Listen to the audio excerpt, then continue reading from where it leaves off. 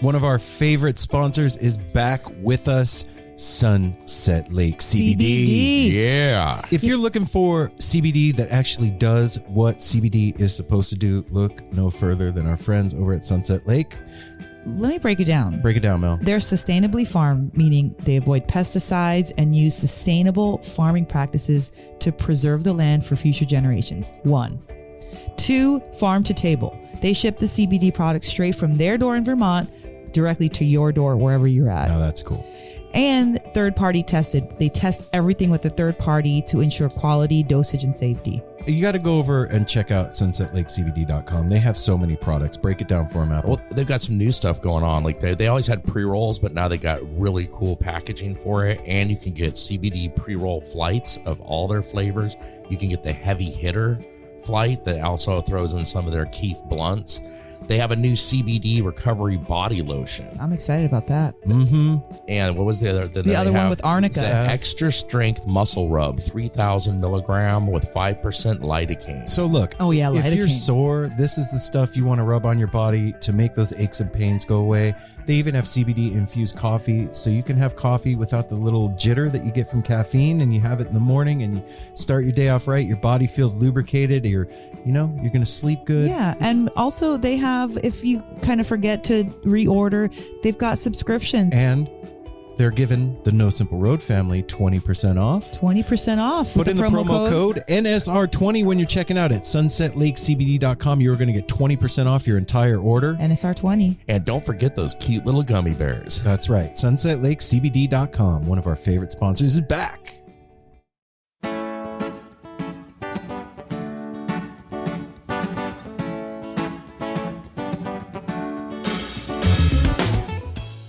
This episode of No Simple Road is sponsored by Shop Tour Bus. Shop Tour Bus. Shop Tour Bus.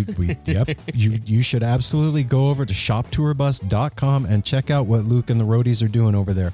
If you have never been, I'm telling you right now, you're going to be excited when you get there.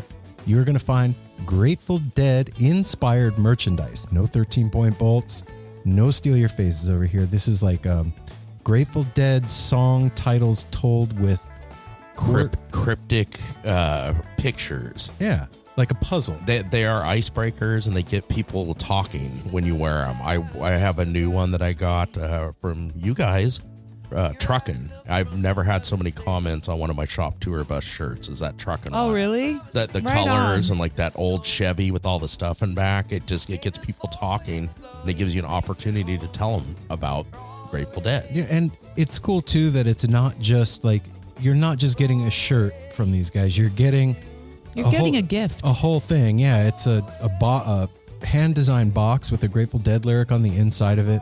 They throw all kinds of extras inside there, like pencils and candy and little toys and fun stuff. And they actually send out Miracle Grateful Dead bootlegs that have been traded around the Grateful Dead family for years.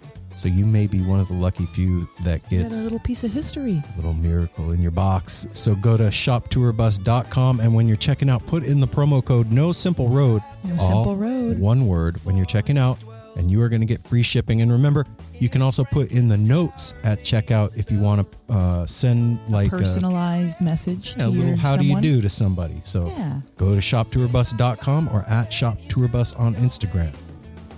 There's all this talk out there about enlightenment these days, and I got to tell you something.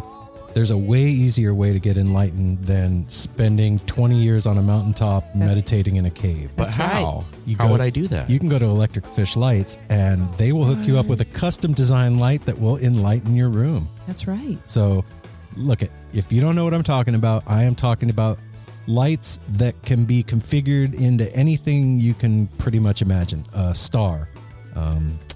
What else? Help me out.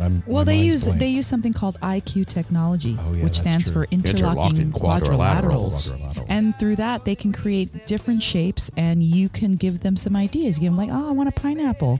Oh, I'd like a little bubble. A lemon. A lemon. Any of your Dope favorite lemon. cartoon characters, any of your favorite sports teams. That's true. They are licensed with all the sports ball teams out there. Sports ball. So you can hook yourself up with that. And also, these aren't just enlightening lights that light up a room. They have color changing bulb options. They have Bluetooth speaker bulb option. All these lights come with a 12-year energy efficient, safe to leave on bulb, a 12-foot cord, a hardware kit to hang the light, tons of love, and they are putting Delaware Magic in the box. That's What? right. Yeah. When you order your light, they are going to send you a little trinket, little tchotchke, some kind of fun inside your box along with your order. Whatever it is, it won't be boring. And when you're checking out, put in the promo code NSR, and you are going to get 25% off your purchase because you're part of the No Simple Road family. And John and Amy at Electric Fish Lights love you as much as we do. So go to electricfishlights.com. Define Premium Cannabis. Coming at you once again as one of our fine sponsors. If you are in need of medicine in the cannabis realm, we got you covered. It's a cool realm. It is a cool realm, and it's a confusing realm. But we are here. We have 2 locations, one in Hillsboro and one in Forest Grove up here in the Portland area, to get you suited with the right medication you need. Times are trying right now, and cannabis makes you feel good. It does. It makes you feel good. It's Takes good the edge stuff. off. And, you know, like Apple said, they take their time with you over at Define. That was the thing that set them apart. And in my head was that when you walk into a dispensary and there's like 8 trillion products and you just smoked flower, or we call it bud, our whole life. And you walk in there and there's like, you know, isolate and diamonds and tinctures and rubs and whatever else. It could be a little overwhelming. Define will sit with you and help you figure out what you need to get your head right. Yeah, we'll even give you literature to explain all the CBDs, CBGs, CBNs. I don't want to read. I just want to There's get just high. so many, but come on out and make sure that you tell us that you are a listener to No Simple Road. We'll give you 10% off your entire purchase and a free t-shirt on your first visit that can be worn back for an extra 5% on top of that 10% for a 15% discount every time you visit. What you're telling me is that the weed dealer is giving you a discount. Yeah, and giving you a shirt to wear as a coupon. The times we're living in, man. Go to Define Premium Cannabis, like Apple said, in Hillsboro or Forest Grove, and get your head right. Hey everyone, Chris Pandolfi from the infamous String Dusters here to let you know that my podcast, Inside the Musician's Brain, is back on the airwaves for season 4, which means it's time once again to get deep with influential musicians from all across the musical landscape to really understand and translate the lessons of success, failure, inspiration, and hard work that are behind the music and the artists that we love. My guests this season include Rachel Price from Lake Street Dives, Sam Bush, Chris Wood, Chris Funk from The Decemberists, Lindsay Liu, MC Taylor from His Golden Messenger, and more. Check us out, and thanks for listening.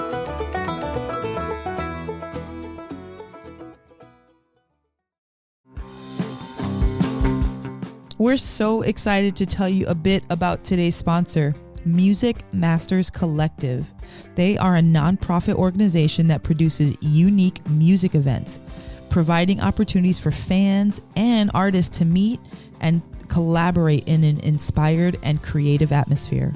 Music Masters Collective events give you the opportunity to learn from world-class musicians like Otil Burbridge, Steve Earle, Richard Thompson, former members of the band, the Milk Carton Kids, Nikki Glaspie, the Fab Four, and Sean Colvin, and so many more. At an event like the Milk Carton Kids Sad Song Summer Camp happening this July, you can expect immersive classes, evenings of entertainment, excellent food, and a space for a lucky group of folks to learn, co-write, workshop, and perform with like-minded peers, all with the guidance of Kenneth Pattengale, Joey Ryan, and some of their favorite songwriters. This all-inclusive week in the Catskill Mountains of upstate New York is guaranteed to be magical. Scholarships are available and spots are extremely limited, so visit www.sadsongSummerCamp.com/simple to learn more. That's www.sadsongSummerCamp.com/simple. Check it out.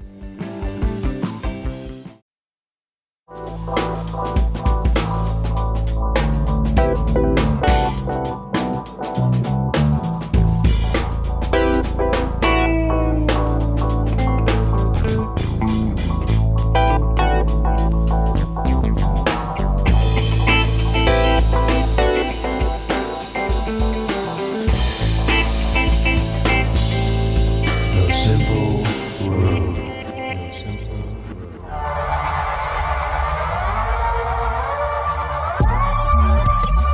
Welcome to Under the Weather with No Simple Road.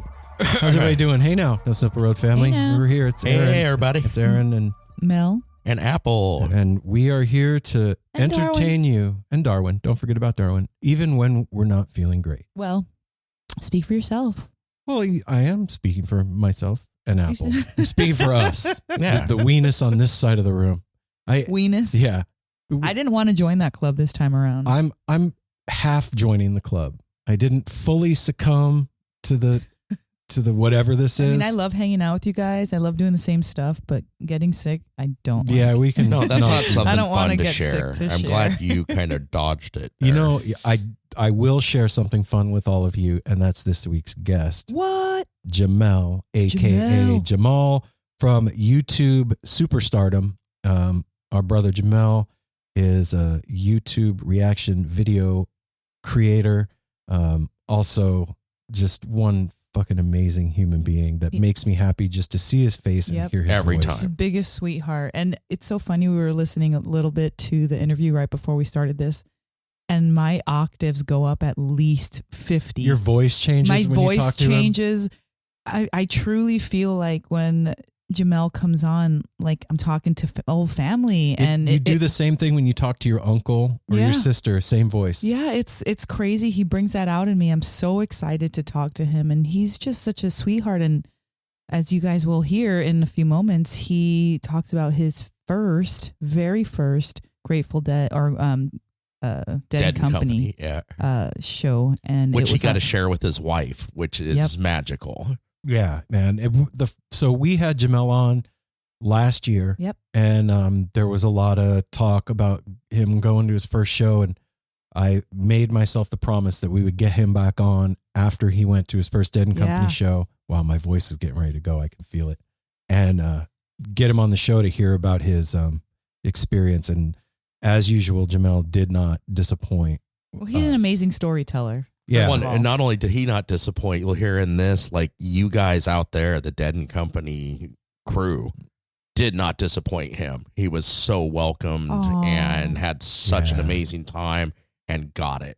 Yeah. Well, I mean, Jamel is one of those individuals that I'm going to do air quotes with my fingers, that got it long before he ever went to a show. Oh yeah. He Yes. locked in a long time ago. But and- like he talks about, he needed to be there Oh, to yeah. experience Yeah, that. You know, like you can get it before you get there, but you can't until you get there. so you can get it before There's- you got it, but you can't got it before you get it. No. Well, and this All was- right, I get it. This was super exciting because all of us wanted him to get out to these shows, and now he's talking about getting out and going to other shows. Yeah. Fish is in the future. He's Tool. going to be, I was supposed to be doing a Tool recap, which I Aw. got sick, was not able to go to the show. So I'm really looking forward to when he goes to the forum and I get to hear his review of And Tool. another thing about Jamel too is that the guy that you're seeing on YouTube is him. Yeah. That's him 100% He's of the time. really Like, cultivated a beautiful way of being authentic in front of the camera and still putting on a show and entertainment. Like that is a really, for myself, that is very hard to do. Like sometimes I just kind of lock up, but Jamel, he's so comfortable and so inviting. and it That's just goes another thing. goes to show too that like that energy of comfortability, is that a word? Comfortability? Yeah. Yes. Comfort. Yes. that- I'm all about comfort. And yes, that is a word. All right. That energy, it translates and it comes across and we feel it too. And I think that's part of the success that he's seen in making his videos on YouTube, is that energy is coming through to people and they're feeling it. Yeah, absolutely. And we talk about it here too. A really special thing has happened recently where he's brought his big little brothers Yeah. on board to do some reviews. They do a Bill Burr, the stand-up comedian review, which is just hilarious. So you got to go over and check out these videos and see what we're talking about. Jamel, like what he's doing, I feel is keeping you company. Yeah. You turn on his video and he's keeping you company. You might be bored. You might be sick. You might not You be might able be not to, wanting to work. or might not be wanting to work, or might just be staying home for the day. And he totally keeps you company and he keeps your spirits up. So enjoy this interview because we totally enjoyed doing it. Every single time we talk to him, it's fun, man. And I have to say a special thank you to Jamel. Our communities are definitely overlapping, my friend, because yesterday or the day before yesterday, you posted the reaction video to Fishes Punch You in the Eye. And in the first minute and a half of that video, you shouted out No Simple Road. Yeah, and you said all of our names too. You didn't just say No Simple Road. You said Aaron, Apple, and Mel, Sister Mel, and that means a lot, Jamel. Yeah, it does. And it makes me, at the tail end of our conversation, we talk about you possibly coming to Portland, which is super exciting for us. Hopefully we can make that happen in 2022. But just that, just the fact that it's personal for you and it's personal for us. And I think that's one of the ways that we share that. But the reason I say that our communities are overlapping is because within, I don't know, a couple hours of you posting that video, I start getting blown up with DMs and texts from people saying, you guys just got shouted out on Jamel's channel. So right on, Jamel. We appreciate that. All right, everybody, we're going to hurry up and get you to the interview without a bunch of fluff and kerfluffle. But remember, hang out. I like that word. Yeah, me too. I'm sorry. I just had to say it myself. Hang out after the interview with Jamel for a little bit more, hanging out with us. When the interview's over, that ain't the end. So, yeah, hang out with us and we'll catch you up on all our goings on and whatnots and who-dots. But before we're going to do that, we're going to do the business real quick. And I would like to tell all of you, follow us on all the social media platforms at No Simple Road. This year, 2022, is the up my social media game year. So follow us on Instagram because I'm upping my social media game. Upping it? Yep. Ooh. You'll see. I got stuff planned for all It's y'all. already tight, dude. You're going to get it. I know. It's going to be so tight it slaps. Anyway, you can go to www.nosimpleroad.com and sign up for our newsletter. That's where you can find out about, upcoming merch drops and special events and stuff I want to tell you about. We don't blow you up too often, but periodically I send stuff out. You can go to the merch tab. You can get No Simple Road hoodies and t-shirts and cups and all the stuff that helps us make a buck to keep this thing going. And speaking of making a buck to keep this thing going, go to patreon.com/No Simple Road. That's how No Simple Road pays the bills. And I have great news. What? And I can't find it now that I see it. Well, I know for one of our Patreon subscribers upped their pledge. So thank you, Jess. You know who you are. We love you so Jess. much. Yay. Thank you. She upped her pledge from $5 to $10. Woo woo. And double it. She doubled down. She did double down. Dang, she doubled down. Look at that. Thank you, Jess. And we have another. This is a No Simple Road first. This is our first international Patreon subscriber. Spiros S signed up for €9 a month. Heck yeah, Spiro Yes, S. Spiro. Thank you so much. So yeah, even if you're overseas, We speak your name. we speak your name Spiro. all the way over the seas. I like Spiros. Spiro S. Spiros. Anyway, Yeah. that's Patreon. That's how we pay the bills. 2022 is double. That means our bills are double. So Double. if you come hang out with us every week, man, we could use a buck. I'm just saying. Yeah.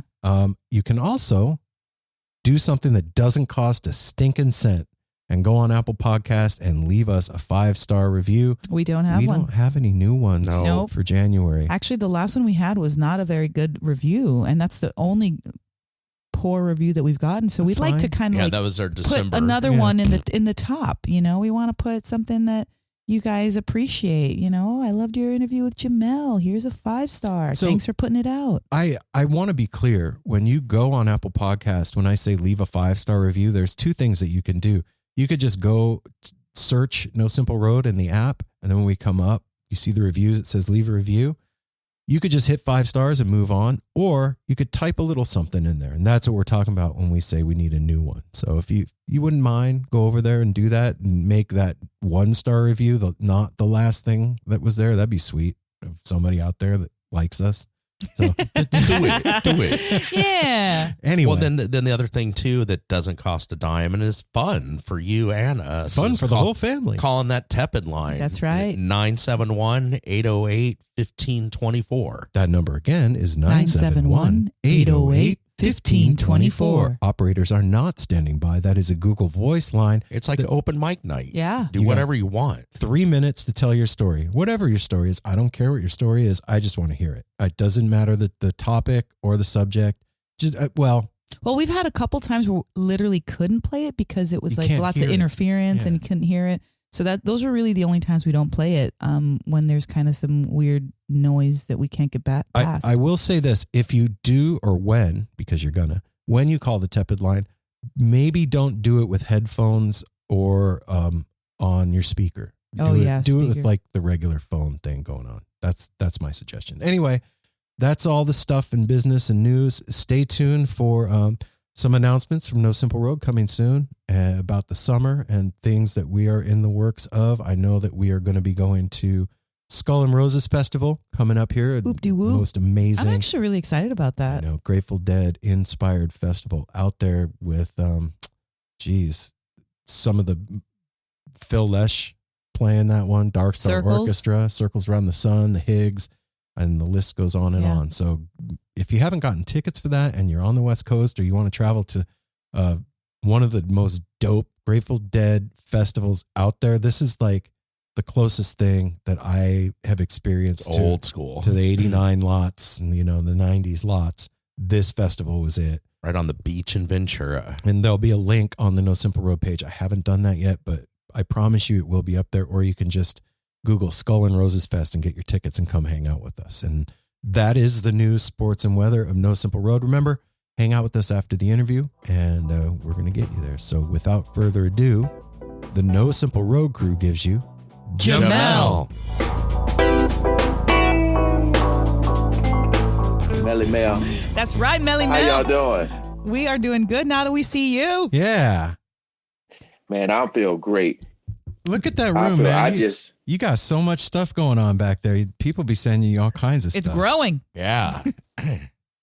Oh. I was just looking at that. You know on we your wanna talk Instagram. about That's that. dope. For those that in podcast land, he's got what a is straw it? hat. Yeah, what is it? Yeah. That's steely awesome. With straw a hat. steely on it, and underneath the visor part is a bunch of steelies, and it's got good vibes on the little elastic part that goes around your head. You got Shout out. What was that? They got Love you and covered. hate. Oh, Love on Hate. Yeah. Yeah, those are good people. But Mel, I want you to check me out too. Look what I'm wearing. I had to zip it up so that Oh! I could. What? That's right. Repping the fam. Appreciate y'all. We every time I go up to the Bay Area, because remember that's where my wife is from. Yeah. I love her friends. All her friends she grew up with, they still tight. That's awesome. And we got a invite. They're having a cowboy Christmas homies party. What? Okay. Okay. I already know what I'm wearing. I'm gonna Well- throw this thing on. I just got to get me some chaps. Yeah. Those shouldn't be hard to find in the Bay Area. Yo, I got to try to find them down here. I ain't trying to get the one with the With the I know you- assless? No ass. Yeah, they used to always talk about Prince. They said one day he gonna show up with the assless chaps. Aw. Jamel, man, it's good to see your face, dude. Yes, it is. Man, how y'all doing? I'm all right, Doing man. good. Well, Yeah. you know what, Jamel? Aaron's lying. He was all kinds of like stressed out and running around, and he wasn't feeling good. So you got to give him like a little, some little words of wisdom, little pep talk Yeah, he's before we been start. under the weather the last few days. Me and Apple are doing great. You want me to do the Home Depot cheer? That's No- right. Something.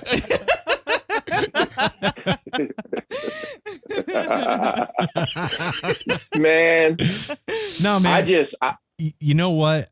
I just got a new computer, Yes, we needed so badly. and you know this from doing what you do, that when you get new Yeah. shit, you got to get it work. You got to get the bugs worked out at first. Stuff doesn't work right. man. You know what I'm saying? So that's what was Yes. going on before this. Everything wasn't connecting right, and shit wasn't showing up where it was supposed to show up. He's cranky when that's happened. I just walked in the room and he's like, bro, you're right in my fucking way. Can you just fucking do it? Get out of the way. I just walked in the room to see if he needed help. He's like, get out of my fucking way. It's like, holy shit. Whoa. Family, baby. Oh, yeah. Yeah. That's right. I was going to say, it looks like you've been spending a lot of family. Tell your little brothers on there with you, man. You guys crack me up doing the Bill Burr shit, dude. He's hilarious. Oh, my God. I was supposed to go to Palm Springs to see him. I'm trying to see it and live it. I'm trying to get out there. Yes. I need to see this stuff. Yeah. Why don't we start off right off with that, because that was watching you post that video of your first time of going to a Dead show and the welcome that you received and how happy you looked, and even your wife with her cute little shirt and the whole thing. Yeah. Like, I want everybody to know about that, because it just seemed like something that had been waiting to happen, and it looked like a beautiful time. So from the start, A to Z. I am still on this high. Wow. I still feel it. Yeah. I'll just say this. An experience I didn't know I needed. Mm. And now that I experienced it, not only do I want, I need more. Woo! Yes. Well put. Yeah, man. That's what it does. You got the bug now. That's you know, again, you mentioned my wife. Again, shout out to her, because she just let me do my thing, and she was recording. She was so amazed. You know, she was so amazed at the fact that, like, I mean, it was Halloween. Yeah. For one. But I was reading a lot of the comments, and people were like, hey, it didn't matter if that it was Halloween. A lot of people dressed like this. Yeah. Regardless. Yeah. Because we got there, I messed up, because when we were driving there, I drove there, and I was like, once we get there and when we park, I had my Crown Royal, my peach Crown Royal, my peach Snapple, and I was like, I'm gonna mix this thing up. We're gonna sit in the car for like 5 minutes. And we were just looking at everybody walking around. We was like, man, you got hot dog costumes and just everything. And I saw, like, because the parking is always crazy at the Hollywood Bowl, but like I saw all these tents, and I was just like, I wonder what that is. But I was like, I want to get in, because I was like, the line is probably long. I want to get in. And then later on, I found out that was like Shakedown Street. I said, damn. Yeah. Oh, so you missed the shakedown. I missed it, because I went, like, we were sitting in the car, and I was like slowly, and my wife was like Snapchatting everybody walking by. And then I was like, okay, we're going to get over there. And I know the line is probably going to be crazy, because I wanted to get in early and kind of get some footage.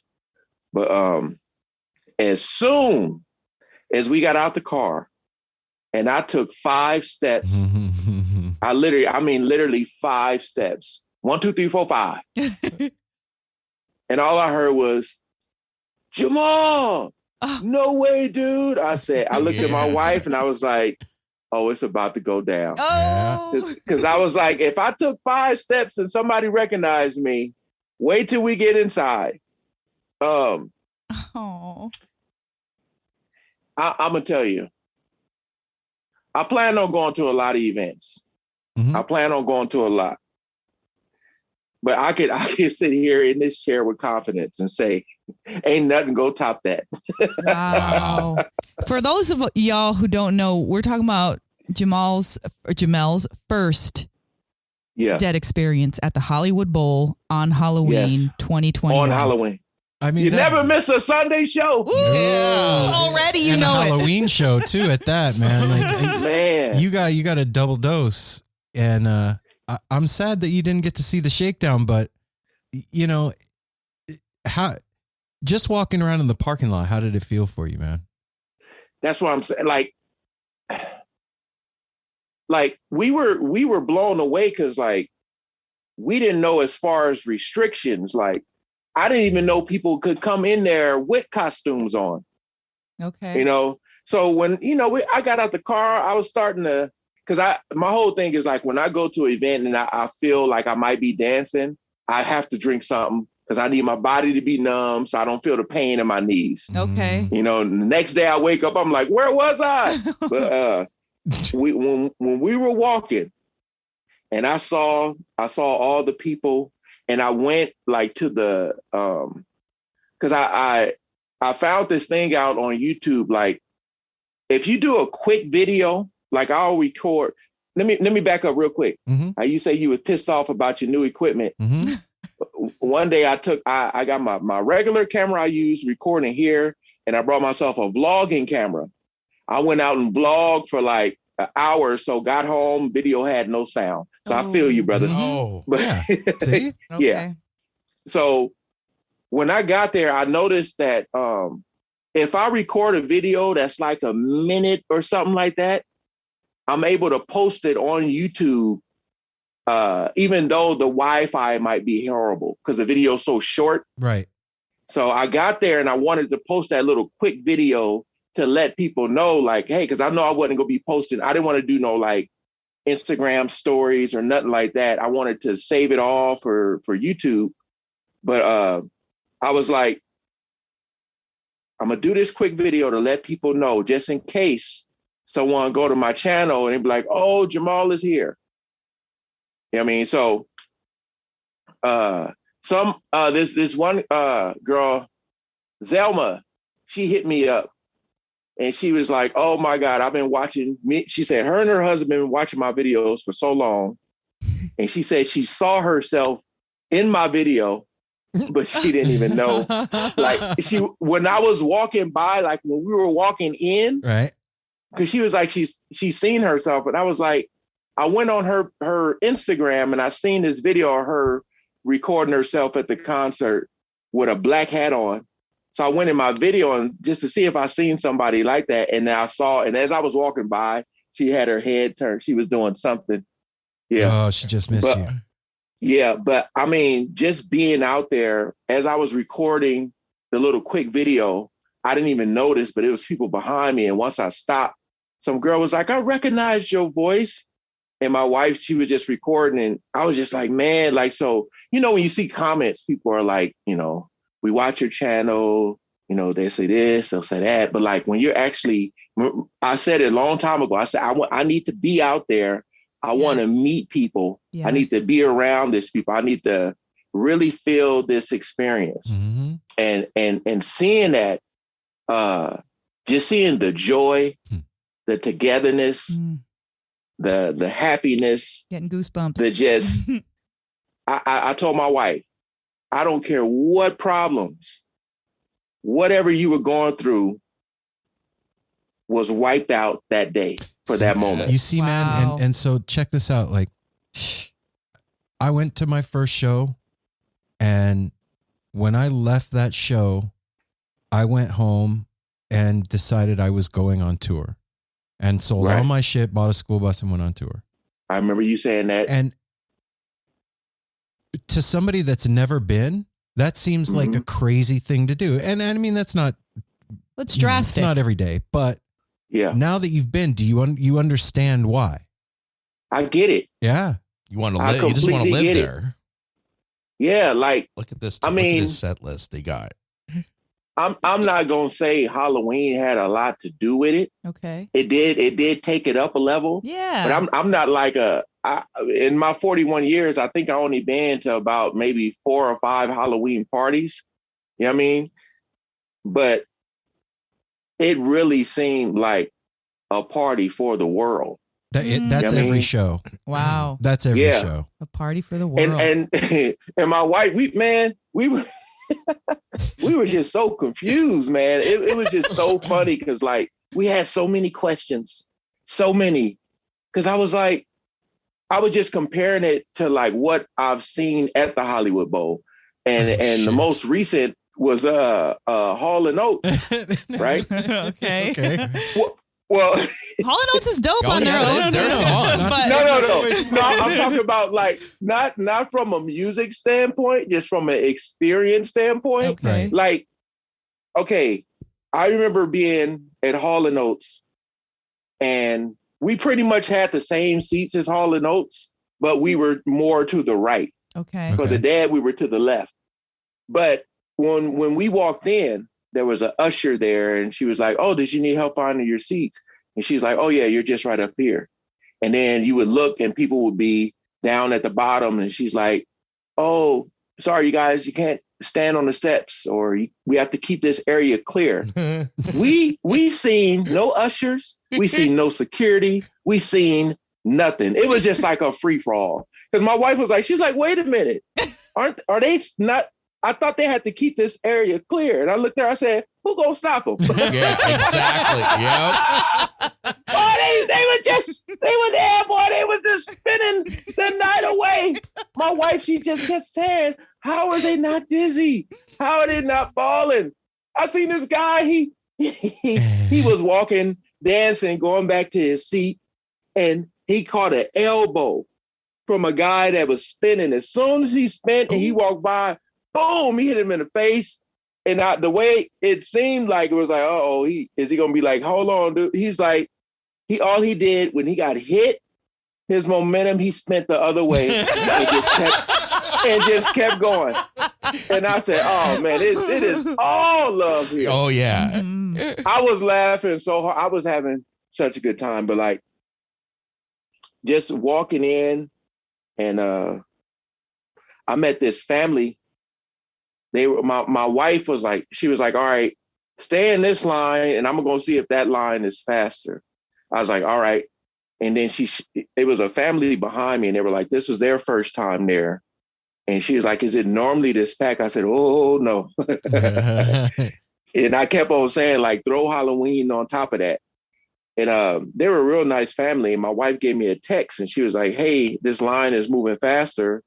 So I was like, "All right." And I told the family, "Hey, come on, like, y'all come with me." And they came over with me, and we as soon as we went through all the metal detector and everything, I got in there, and another dude was like, "Jamal." And I was like, "What's up, dude?" And it's like, man, like, that's the reason I want to be out in the world meeting people is that, I want people to know this is me 100% all the time. Like, some people be like, "There's no way this dude is this chill. There's no way." No one's this happy. Yeah, I mean, like, people be like, "Man, what do you ever get mad? Does stuff piss you off?" I'm like, yeah, when I see divide and I don't see togetherness, that's what makes me upset. Yeah. Mm-hmm. You know what I mean? Other than that, I'm just trying to bring people together. But it just seeing everybody walking in and just seeing I didn't see one incident where it looked like somebody might have been arguing or just anything like that, man. That's I was just blown away. And it's a different feeling too, man.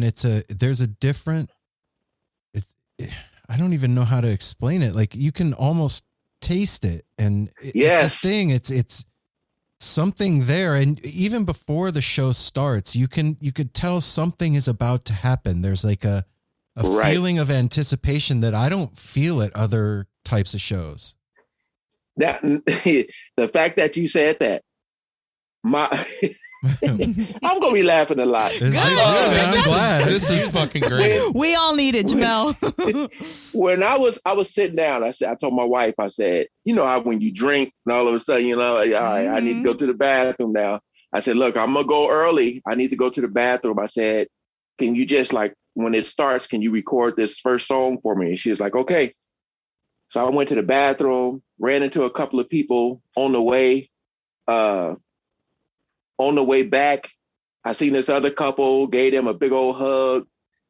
And then I got back to my seat, and my wife was like, she goes, "Okay, I don't know what just happened, but this is when, like, all the areas where you weren't supposed to be got filled up." Mm-hmm. She said, "Babe, as soon as the music came on, all these people just came up the stairs and he just started dancing and spinning." And I was like, You know what I mean? Like how you were saying, Mhm. like, it's just something, man. Like, I could see people struggling in the comment section trying to explain to me, like before I've been there, Right. before I went, just trying to explain the experience. Like it's something that cannot be explained. You have to be there in order. And I mean, this is Dead and Company. You know what I mean? Right. Like they're talking about like with Jerry. So although I experienced this, like I know that's a whole nother level there too. Mm-hmm. But just it seeing, is, but it's still it's the same thing. It's different but same. It's what's because happening because is of the the same. people. Yes. Right. Because of the people. When I seen because my wife, she was extremely excited to go because she loves John Mayer. Oh, cool.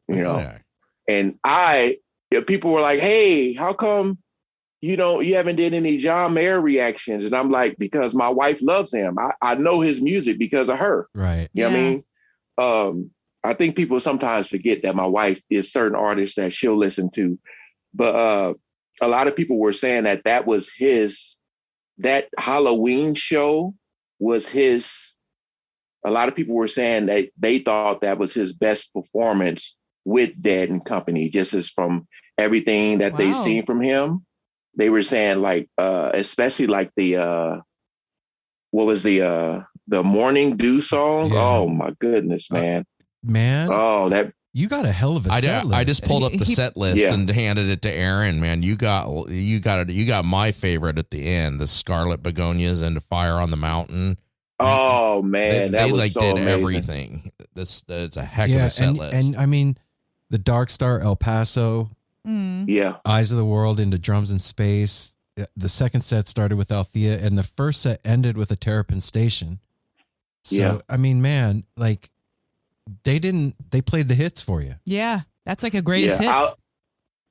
This couple that was sitting behind us, she was like, what song do you really want to hear? And I was like, oh, I got to hear Eyes of the World. You got it. Because that was a song that kind of sent me in this portal. Right? You know what I mean? We all got I was it. like, yeah, I told her, I said, I want to hear, I want to hear it. I want to sing it. I want to feel it. I want to look around on my left and right and just see people up.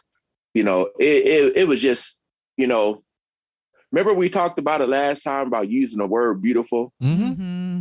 I swear that's becoming one of my go-tos. My favorite words to use to describe the Deadhead community. Oh, is beautiful. Oh, yes, it is something, man. It's and right after on. being a part of it for so long, I think that's what made me love you so much, man. Is that it kind of just became normal because I've been a part of it for so long. It's just the way things are. But then to see it again fresh through your eyes made me remember what you're talking about, that the first experience and how impactful that is, and seeing that, wow, people can actually like be in a place for an entire evening and everybody gets along, even though they're catching an elbow in the cheek. Mm-hmm. That was, man, and like, it is possible. It really is. That it is. That proves it. And to see that for the first time, and then not to mention, there's a whole other aspect of this thing that, the music is magic, and something happens. I have never figured out what it is. It's just magic. And like you said, those spaces where nobody's supposed to be are filled up with people spinning. I've been one of those people. And and it takes over, man. It just takes over. There's nothing. I don't even know how else to say it. No, it gets inside of you, because I'm definitely a spinner, and there's nothing that you can do to stop your body from what the evening is bringing. Like, that's how I see it. Like, when we've ever gone to see Dead and Company, I've had a few times where I didn't have the best time because of other things, but it had nothing to do with the show. Nothing to do with the show. What you're talking about is that feeling it's like belonging. You belong there. If you cross that threshold into that stadium, you belong there that night. And your energy and your curiosity and your magnetism, it affects everybody around you. So I can imagine you doing your reaction videos, and when people recognize you, that added to their show now, because they know that that's your first show, and they're excited. It's a big deal. It's a huge deal. I mean, I wanted to say something profound, but I can't even think of what the word. It's beautiful. It is beautiful. Because I know if I would have saw you, Jamel, like I don't know if I would have been able to even watch the show. I'm trying to watch you the whole time and see what you're feeling, you know, and in between maybe turn around and do a couple spins, because what you're doing is you're bringing that what you've done, I should say, is you brought that freshness to an entire different diverse group of people. And that's what's beautiful about it. That's what's fresh about it. That's what's new about it.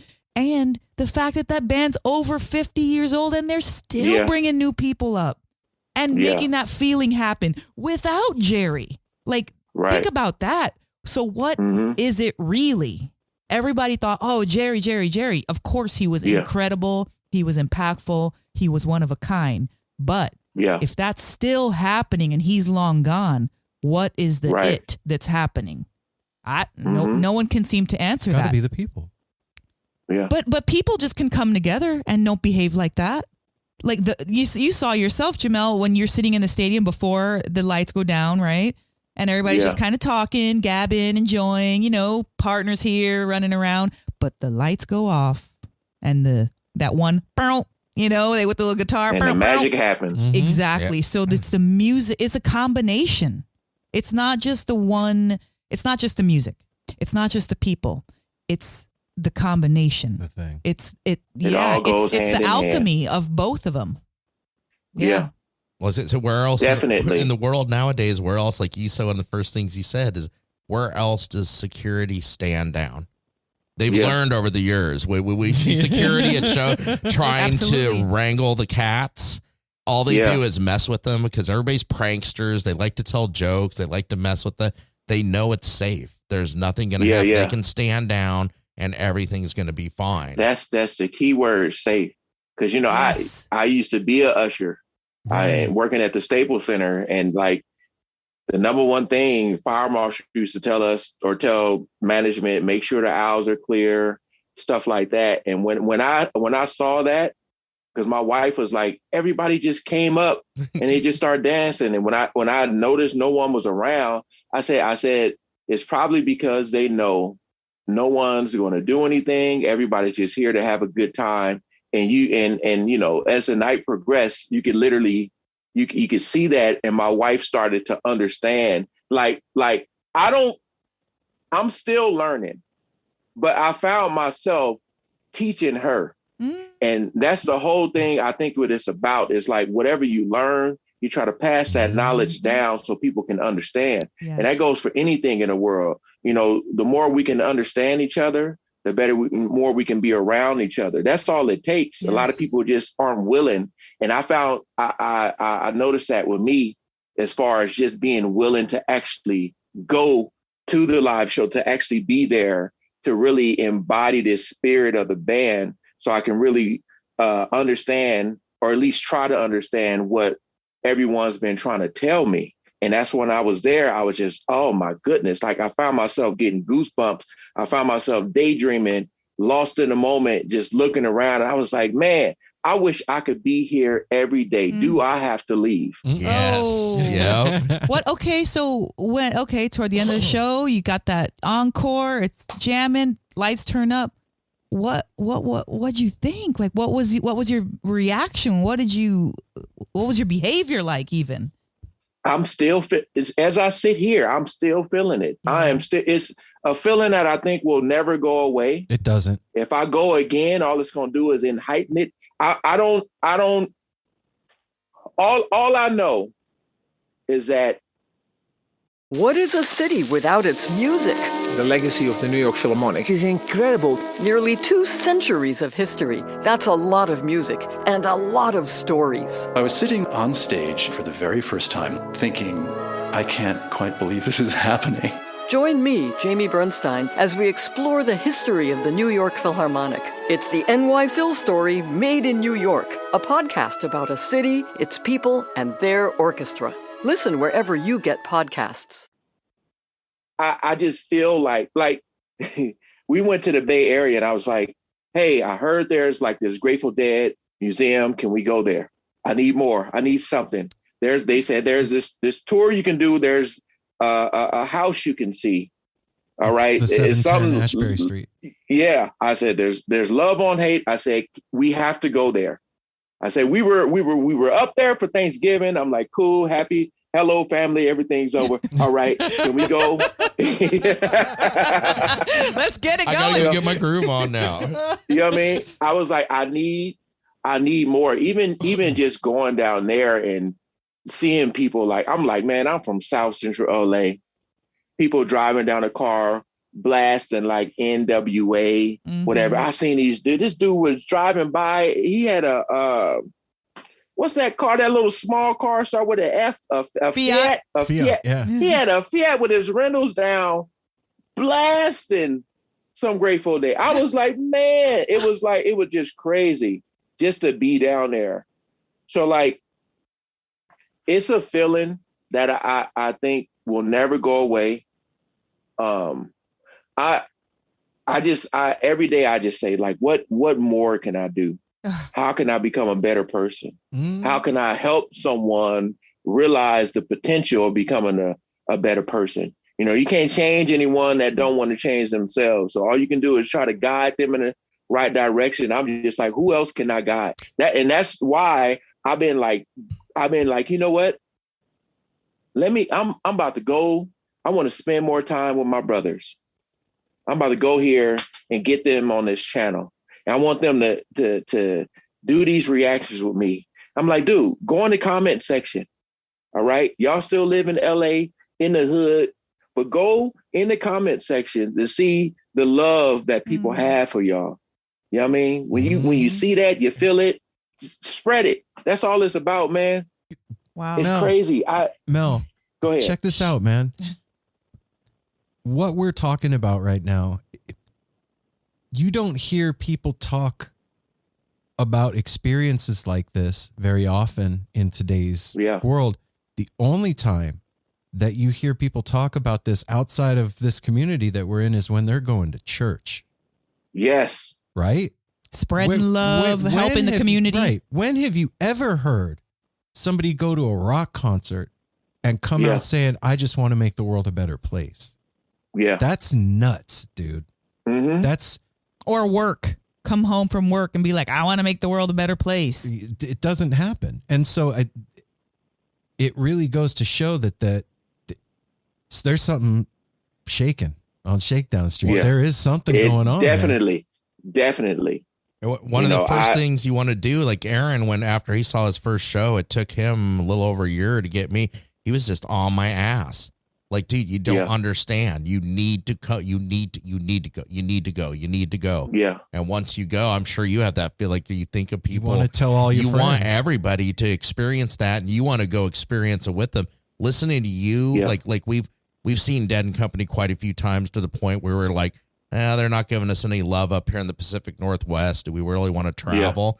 Hearing your experience makes me want to go to a show again. Absolutely. Oh my goodness, man. and again, to even hear my wife talk about it. Like she like, I'll be like, let's say she's downstairs watching something on TV and like crafting and doing all types of stuff. And I'll be upstairs like editing and I'll like overhear her. She's like, oh no, like you don't understand. Like, it's just, hearing her talk to either coworkers or family, just saying like, oh yeah, it's something like you had to be there. It was like, it was crazy. It was such a like great experience. Like just to hear her talk about it fills you up. Really makes me feel good. Cause like, I just, listening to music just in general.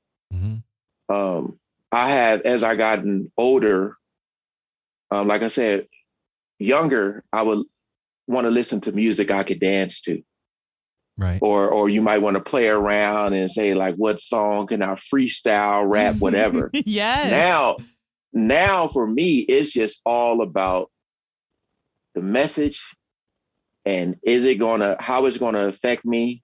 And then overall, how am I going to be able to take that and affect someone else's life? Like, a lot of people just don't know what they're missing when they don't give music a chance. That's why I had made that video a while back saying this music is not for me.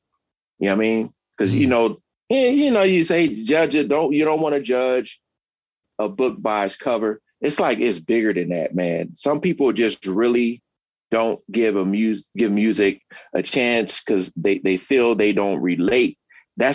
I rather, like, I feel like if you don't relate to a song, that's even better because there's someone that does.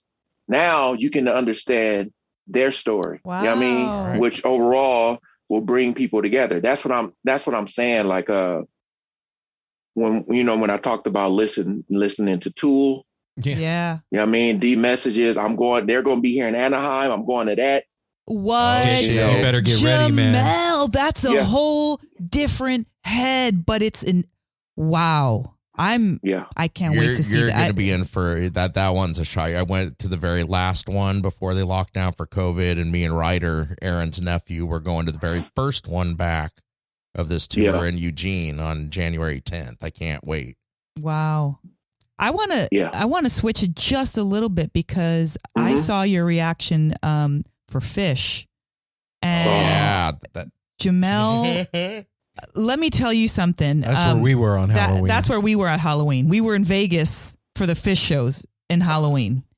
And 2021 is when I became a Fish fan.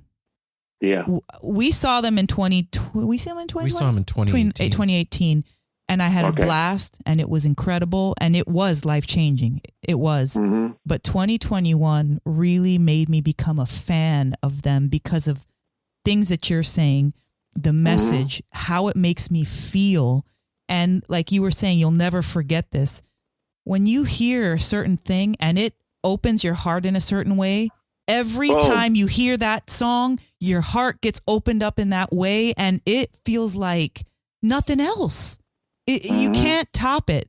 There's a song, 2001, and when I heard that song, Jamel, talk about dancing, talk about heart chakra opening, talk about it. I felt like popcorn was popping out of my head, and I just couldn't. It was. It just, I couldn't stop moving. I had ants in my pants. I had but it wasn't just my body. It was everything inside of it moving out. And after going to a Dead show and then experiencing a Fish show, I couldn't believe that it can be elevated to another degree, or even just maybe not elevated, but different. Like different, but that same kind of vibe. Not even the vibe, because it's a different vibe, but like the same kind of happening. You know what I mean? Like an experience. It is something that you will never forget. It's something when you look at somebody and you say, "Oh, first tube opener," you're like, "What? I can't believe that." You know? So that's when I saw you react to Fish, I was like, "Oh man, I cannot wait till you get to see a Fish show." And Mel, how many shows did you see this tour? We saw, and they're going to see four more. We did 9. We did like 9 shows, and they're in going 2021. to see 4 more for New Year's. And man, so Aaron turned 50 back in November.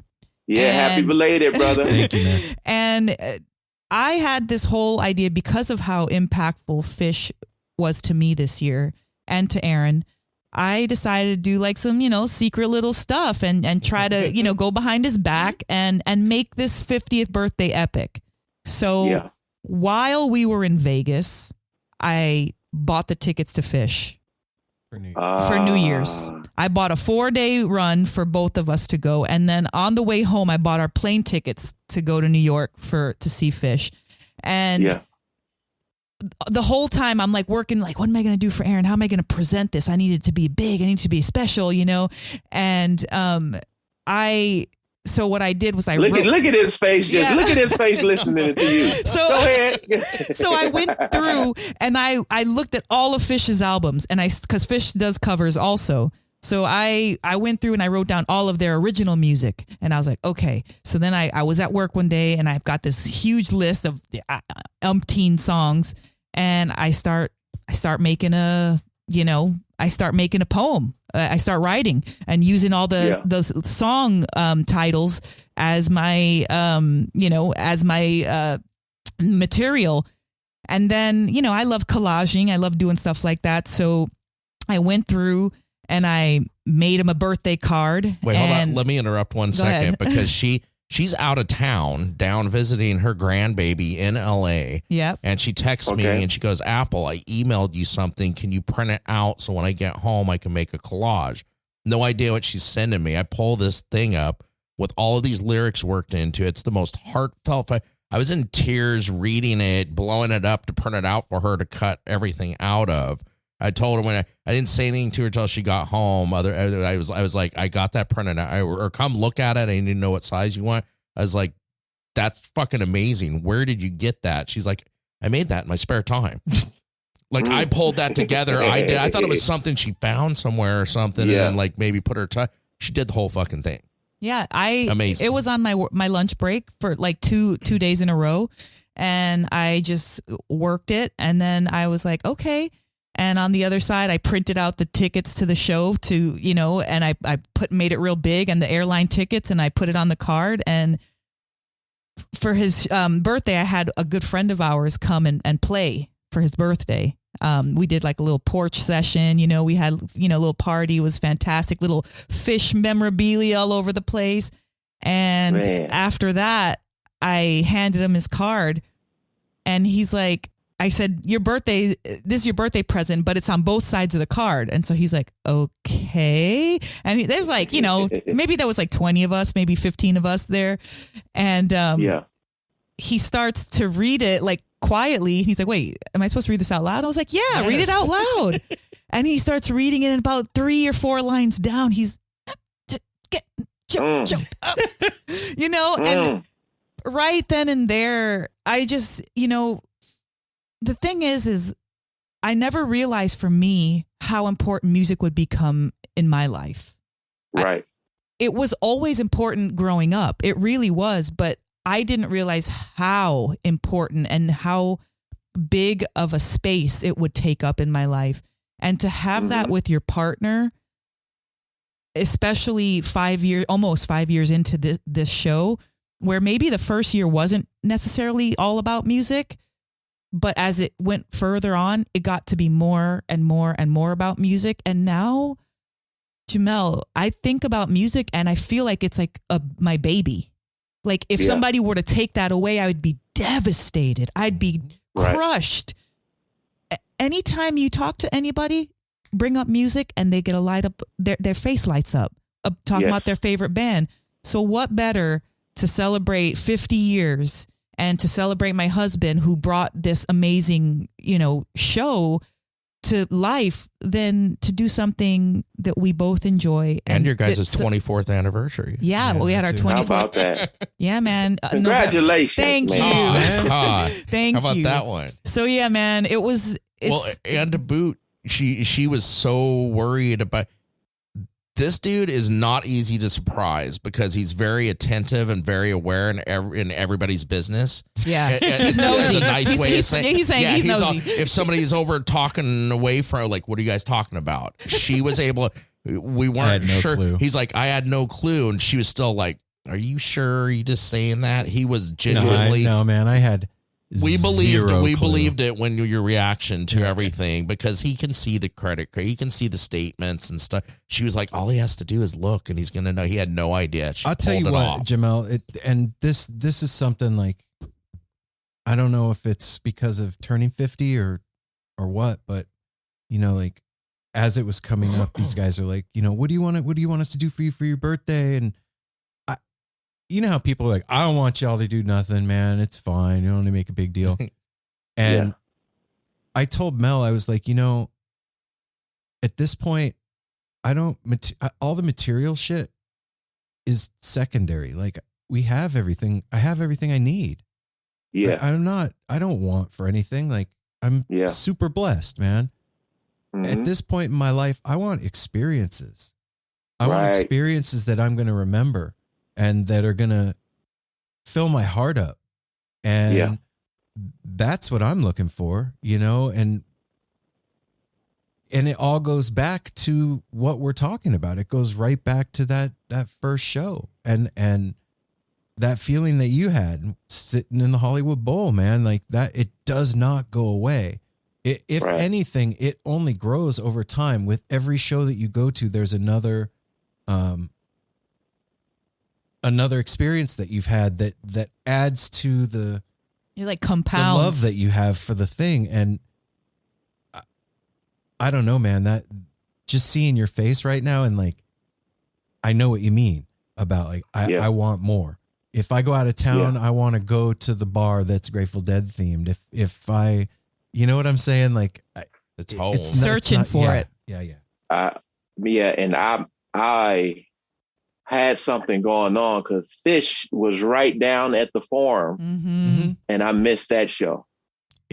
And I was like, damn. That means you were supposed to see it another time. It'll be. And the Forum shows that Fish does, every time they do a Forum show, it's like one of the best. Oh, they do the best music. They pull out everything at the Forum. And Aaron and I lived in Vegas for 30 plus years, and Fish has been performing at the MGM Halloween shows for years and years. And we never went.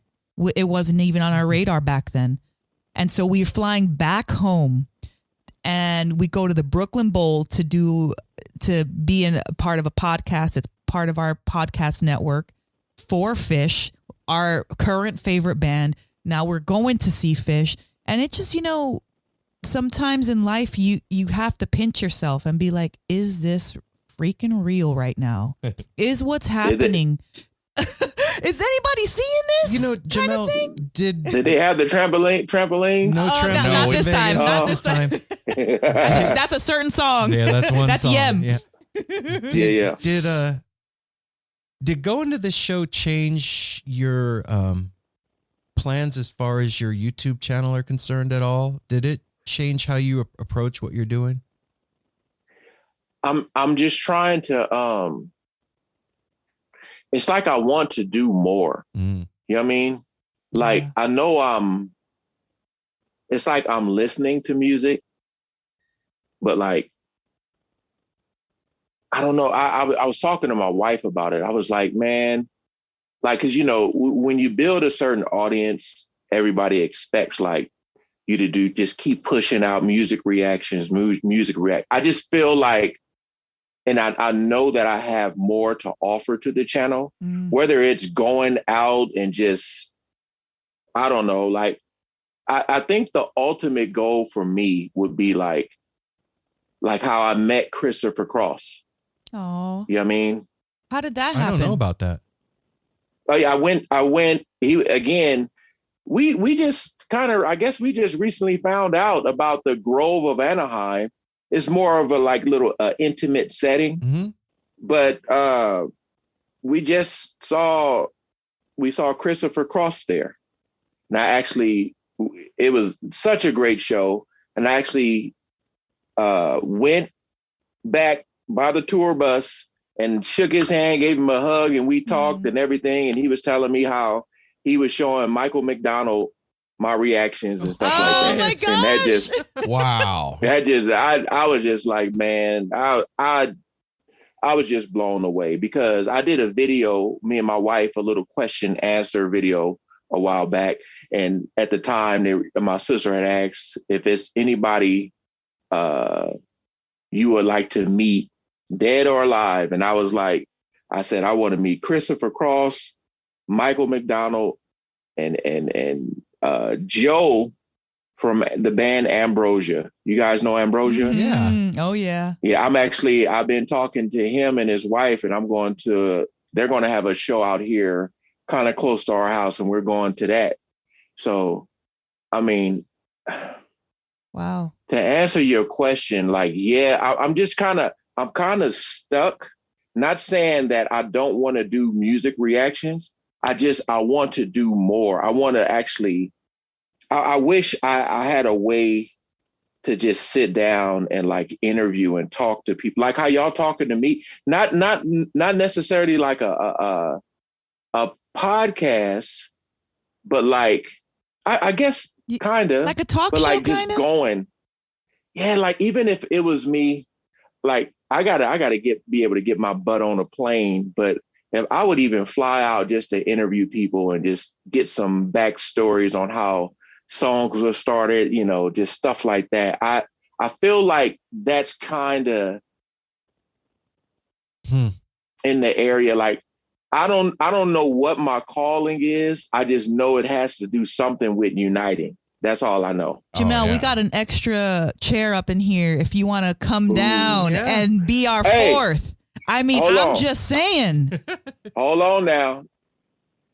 My wife, my sister-in-law and cousin, because we like to go to like Airbnbs. We'll find out where some good food is. Okay. And we'll go stay and go on these little food journeys.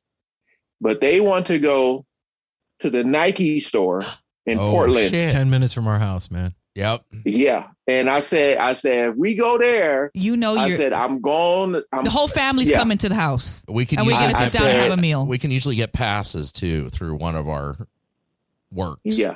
I will let y'all know. Okay. Because it's going to happen because they want to go there. Okay. My wife and sister, they went to they were in Hawaii recently. And I was just chilling at the house, just dog sitting, doing videos and stuff. Because I just wasn't ready to fly again yet. It's like I was doing it and then we stopped and I'm like, I ain't ready again. Okay. Yeah, I mean, I've been watching. Is it a little fear or is it? Yeah. Okay. I've been watching that damn Manifest show. About the plane. Oh my god. Oh my god. Watch that. You man. know, Jamel. Go ahead, finish, and then I'll. No, I was just saying, I never got on a plane until I met my wife. Really? Oh. Yeah, like my first time on a plane, what did we do? It was for, I want to say, I'm trying to remember. I think it was for our honeymoon when we went to Hawaii. Yeah, and then we went to like the Dominican Republic and New Orleans. So you've been around. You've been on planes. That not okay. Yeah, but like when I was doing it, it was happening, and then we stopped, and I'm like, you know what? Give me another 10 years. I think I'll be ready. No, not that long.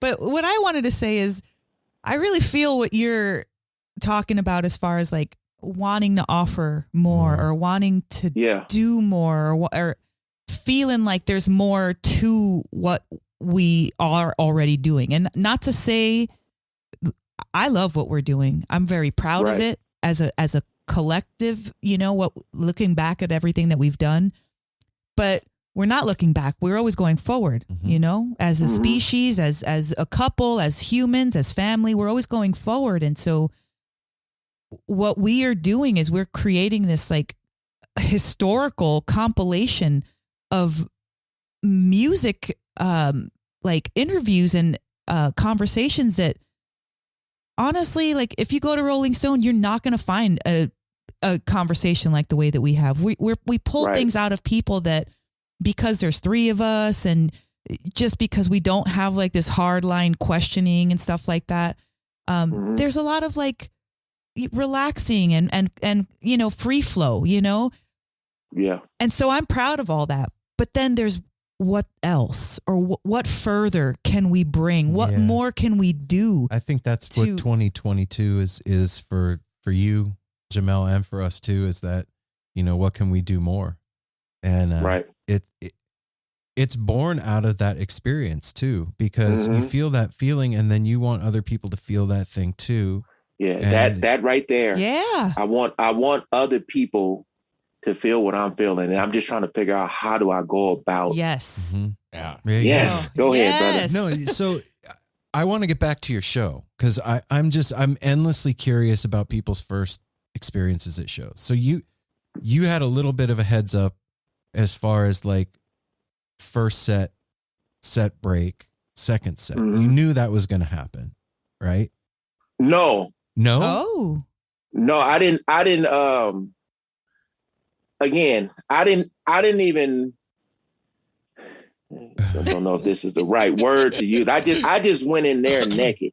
I didn't know what, I knew I was going to have a great time. Right. I just didn't know it was so many levels Okay. of a great time that you can have. Okay. You know what I mean? Yeah. Yes. And there's more. So when the first set ended, did you think the show was over? When they were at set break, since you didn't know. Oh, no. Cause they did I knew just again, cause, when I do the music reactions to a certain song, I'll be like, remember when I was like, I did a certain reaction to the Dead, and then when I did my first reaction to it live, I was like, okay, this studio version was just like 7 minutes. I was like, why? When I went to the video, I'm like, why is this 22 minutes? You know what I mean? Yeah. So I knew, because I was watching a live show, that it was going to be like a thing. It was going to be a long night. Okay. Which that's what I create. I like the long jam sessions. Yeah. Me too, man. Me too. But I had no clue. Like, I didn't find out to the end. And then I was noticing people like on their phones, but my wife had my phone because she was recording. But I noticed people, and I guess they were like looking, they were following which song. Like me, I was there guessing. I was like, oh, is this? Oh, yep, that's this. I didn't know what song was coming up or nothing like that. I was just there, just trying to put my ear to the music. But I had no clue as far as the set. I don't even really know nothing about that. Okay. You know what I mean? So, because like working at the Staples Center, the concerts I work, it's like their own stage. If there's an opening act, they leave out, and then the band come out and they do their thing and they go. So, just so you know, every night that they play, that set list is different. Right. That's what I found out. Okay. Yeah. I mean, and I know that Fish, and when Jerry was alive, there was no set list. When Jerry was around, they would just walk out on the stage and start playing, and whatever happened. And don't they, every time they might play the same song, but differently? Yes. Different. Yeah. And so I was the same as you. I had no idea. I didn't like, I knew trucking, and that was right. It. And, so when the first set ended, I thought the show, I was high as a kite at my first show, but I thought the show was over, and everybody was just sitting around, and I was like, what the hell is everybody doing? The show's over and they're all sitting down. And some old head with long gray hair and a gray beard was like, brother, it's just set break. They're coming back, man. Just hang out. And when that second set started and Drums in Space happened, I didn't know that was going to happen either. Yeah. I thought that aliens were coming. I didn't know what the hell was going on. What did you think of Drums in Space live, man?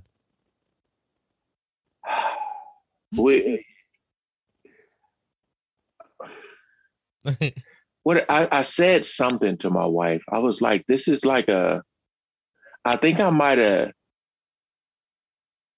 have said Alien 2, but because it was Halloween and they had like capes on and horns. I was like, I might have said some type of futuristic vampires. I don't know what I might have said, but it was again, I was just like, man. And I was like, so that's why it's so many, like when you search a Grateful Dead song, it's so many different versions because they're all played different. And I was telling my wife, I was like, because she was like, what is she? I think she said in the video too, she said, oh, if you're high and you're looking at that screen, because that screen was just like, as the drums were playing and it just kept going and going. And I was like, man, I was trying not to look at it, but I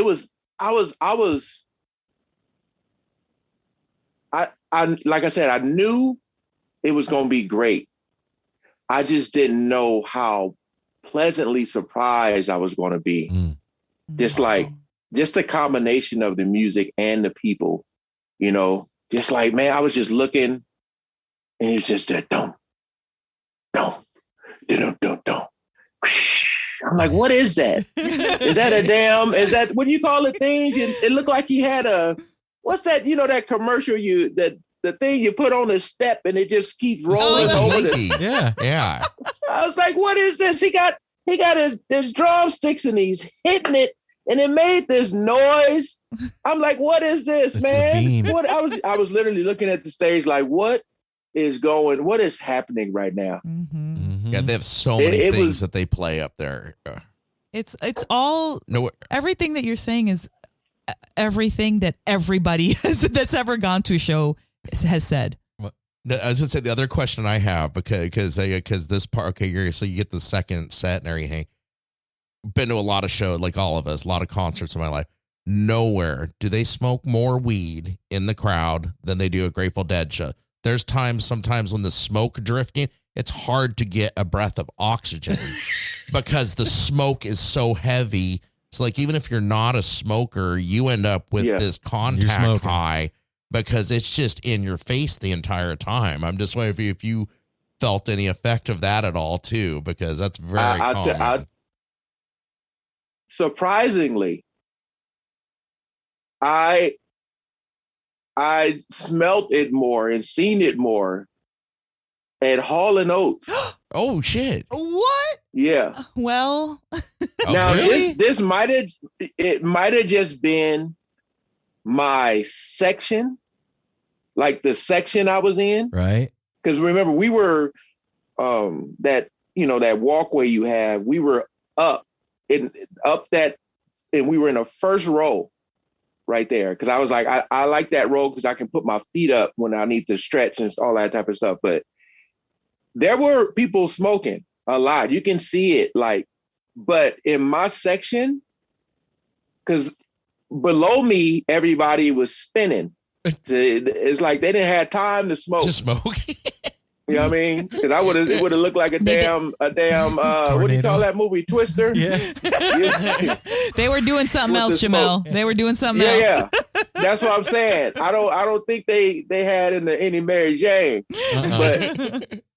But my section, I didn't really smell it that much, but you literally could see like just the smoke going in the air everywhere. But in Hall Oats, it felt like somebody was like, hold on, I got my little thing I made from listening to Silk Sonic. I got my cigarette right here. Oh man, I was just watching that Silk Sonic. My paper. It's like they were like maybe 5 people down. It's like they were. That's how it was at Hall Oats. My wife was like, oh my goodness. She was telling her mother, she was like, Mom, there was so many people smoking at Hall Oats. And she was like, what? And I said, yeah, it's crazy. It's crazy. But definitely it was a lot of people there because you saw it. But I just think in my section, I didn't smell it as much as I anticipated. Okay. I'll say that. All right. Well, it does add to the light show too. The smokier it is, the better the light show is. That's true. That back screen that they have is something else, man. The graphics that they put up there, especially during Drums in Space, it's designed to pull you in and, take you on a journey. And it looked like a damn magical carpet coming at you. It feels like that too, man.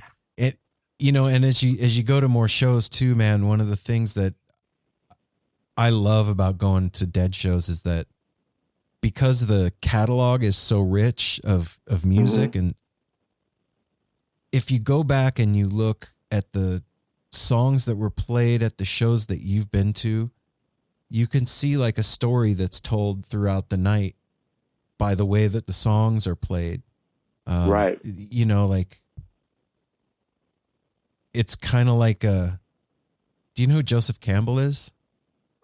He wrote The Hero's Journey, and The Hero's Journey is like, in mythology, like the hero has to go through leaving home and fighting an adversary and losing faith in himself. And it's every superhero movie you've ever seen is The Hero's Journey. Well, Okay. A Dead show is a lot like that too.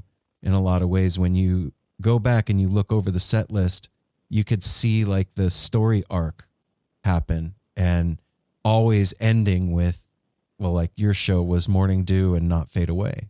And it's, you know, that love always coming through in the end and bringing us all together. And I think that's the thing that you're latching onto, is that connection with community, man.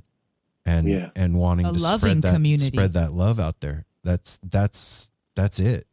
When I feel like every song has a purpose for every person. Yes. You know what I mean? When we were walking out of our the 50th anniversary in Soldier Field in Chicago, when the Dead came back with Trey Anastasio from Fish, the last song was Not Fade Away. And us 50,000 people walking, 75,000 people walking out singing Not Fade Away. It was all the way through the park, through the tunnels, out into Chicago. Into the streets of Chicago, singing that, bringing that love, bringing that light, bringing the unity. It's like Aaron was saying with the church, you know, in the gospel, everybody chimes in, everybody sings. To bring that, it was something to be it was an experience. And cities go all out for like when we went there, it was amazing what Chicago did. Like the pizza places, they had the Steely on the pizza boxes for the whole time we were there. That's what I'm saying. They lit up man. all the buildings with colors. They were like the bears, the turtles on the buildings. Like, I mean, the whole city celebrated it. It was just like, whoa. It was amazing. That's what I mean. Like just carrying on that message. You know, that's what I'm talking about. That's how I feel right now. I'm in such a great positive place in my life right now. Oh, that's fucking cool, man. You know what I mean? That feels good to say, doesn't it, Jamel? I don't have a negative bone in my body. Everywhere I go, I just try to like, even if I go out to eat and the waitress is talking to us, I'm just like, you know, just talking. How's your day? Has it been busy? Just something. Like I say, you never know what people are going through. Yeah, loving and caring. That's we joke about that all the time. We have so much fun. The three of us, and even Simon, and Simon loves going to the store with us because we're just so funny and fun all the time. Well, yeah, you got to be nice to people. You see the checker, so you can tell us in a bad mood, and you say a little funny something and ask them how their day is and actually care and listen. Yeah. It carries over into everything you do in life once you get like that bug. And I mean, we already have that, but it just compounds it. It makes you want to give more. Like, oh, you got to have some of what I got, man. And you know, Jamel, like they're talking about the Fare Thee Well concerts that happened in 2015 at Soldier Field. And, and when the show ended, Mickey Hart came out, and he stopped everybody in the crowd before we left, and he said, "Hey, everybody, this feeling that you have here right now, take it out into the world and spread it." Yes. So you nailed it, man. Like, you got it. That's it. Exactly. I mean, that's from the horse's mouth. Turned that's on, from the man. tuned in. And Right. that was after he did a 5-minute solo on truck horns. He had truck horns mounted to a 2x4 that were hooked up to a system where he could play the Air horns. It was is he playing air horns? Who does that? I was hearing sounds in my life that I didn't even know my ears were capable of hearing. Yes. The aliens have landed, man. Yeah. He's a mad scientist that does, oh, man. And the reason, Incredible. The reason they were wearing devil costumes is because they are the rhythm devils. Yeah. Okay. Yeah. All right. That's why I was saying, like, they're the rhythm devils that are either about to get beamed up or just got dropped off. Those are the only two. I Only think two those options fools are right driving their own ship at this point, man. Yeah, I mean, He's playing a beam. man. My goodness. Yeah, man. You know, you know what? I'm proud of you, Jamel. I am proud of from the first conversation that we had all the way up to now, the way that you love your woman, the way that you care for what you've created, the way that you want to continue to spread joy and love, the way that you are with your brothers. Yeah. Talk about inspiring and in being an example. You really have inspired me just by watching how sincere you are and what you're doing with it. Yes, you're talking about it, but you're also doing things with it as well. And that is commendable. And I just want to say thank you for being our friend, our family. I can't wait to meet you. I can't wait to give you a big hug. Hell yeah, can't wait man. to have you at our dinner table. Can't wait to have you with our headphones and the mic in our studio. Like I'm grateful that you're in my life. I'm grateful that that Aaron was able to reach out to you. And I just really am. I have such a love for you. I just want you to know that. I really do. I love all three of y'all.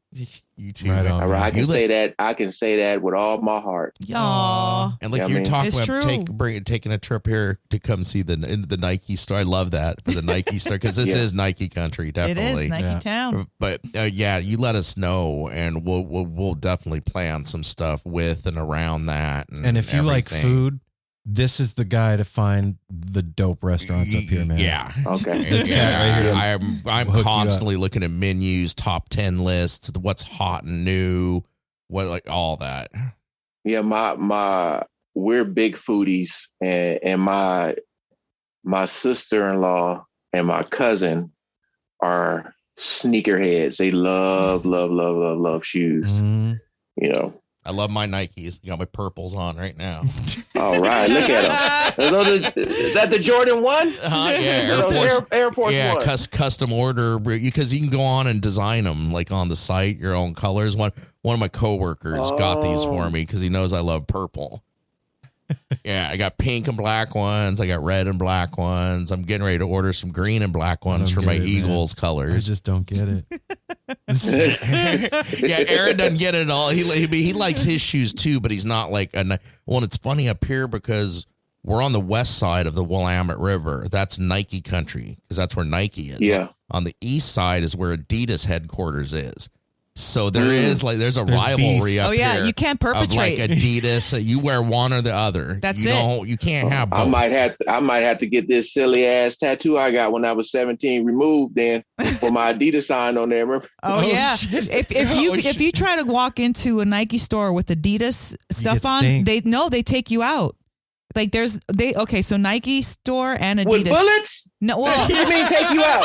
You walk in with that Adidas. Take you out or escort you out? escort you. Woo! She said take you out. I'm like this. Oh, There's snipers you're on right. the roof. There's You're snipers on the roof. Wear Adidas. Prop, prop.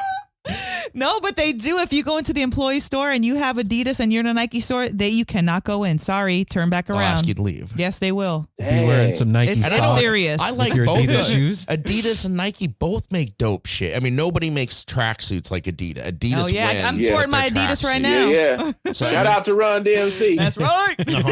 Yep. You know, Aw. man, please let us know, Jamel. Please, please, please. He will. We will roll out the red carpet, man. Absolutely.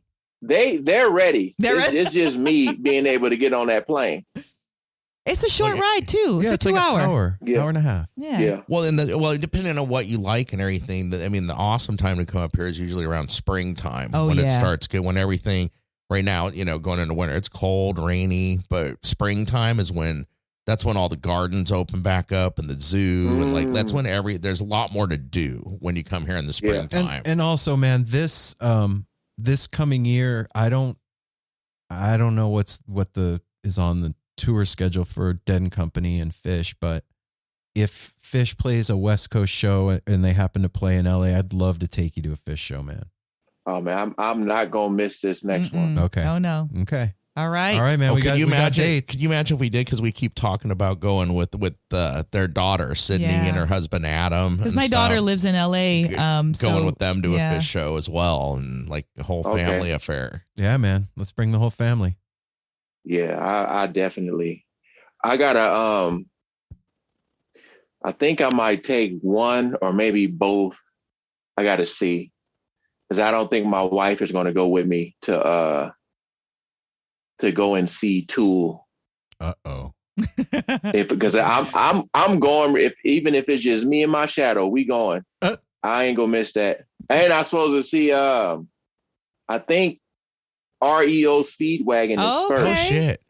Dang. Yeah, that's like two ends of a completely different universe. REO Speedwagon's got the hits. Yeah, they do. And going to the Hollywood Bowl to see Steely Dan and Steve Winwood. Now that's gonna be dope. Steely Dan is my shit. I love Steely Dan too, though. That's what is always on when I'm cooking, these two crack up. I go in the kitchen when it's my night to cook, and it's like, Echo, play Steely Dan in the kitchen. That's my music. That's his shit. That's how my I know music for everything, but food's especially in getting the kitchen cooking. Like, Jamel, you thought that screen at Dead and Company was trippy? Oh, wait till you get to Tool, man. You are going on a roller coaster ride. Yes. It's an assault on the senses, the equipment they're using, and the graphics. Get ready, you gave me chills. That brother said an assault on the sense. It is an assault. Me and Ryder went. I'll just tell you this, and then we'll get going. Right? When we went there, there's a whole. They're crazy fans, Tool fans. 3/4. The only ones that couldn't sit down was floor. And I know they wish they could. We couldn't stand up. You tried to stand up and get into the song, and you ended up sitting back down in your seat like gingerly, like, oh shit. It's hard to stand up. It's like 3D. Comes at you. Shit's coming at you, flying past you, coming. I mean, it is insane the way that they do their graphics. So you're gonna have so much fun. You're gonna have a good time, man. Dang, I can't wait. I want to see that reaction video. That's actually. Let me see.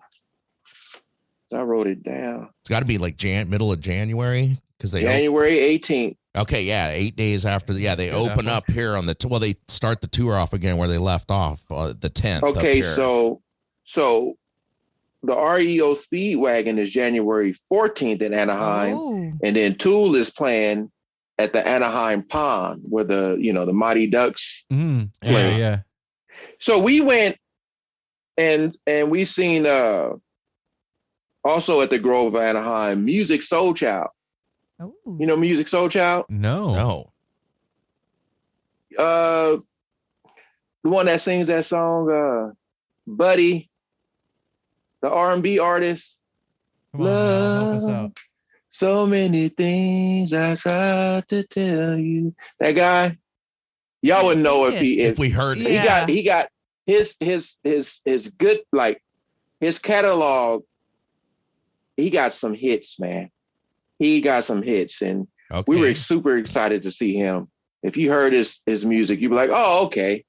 Okay, we'll put him on after. We're gonna put it on. We're gonna put him on after. Okay. That reminds me, one last thing. You need to check out our last week's episode. Have you heard of Memphis? Memphis-sippy. It's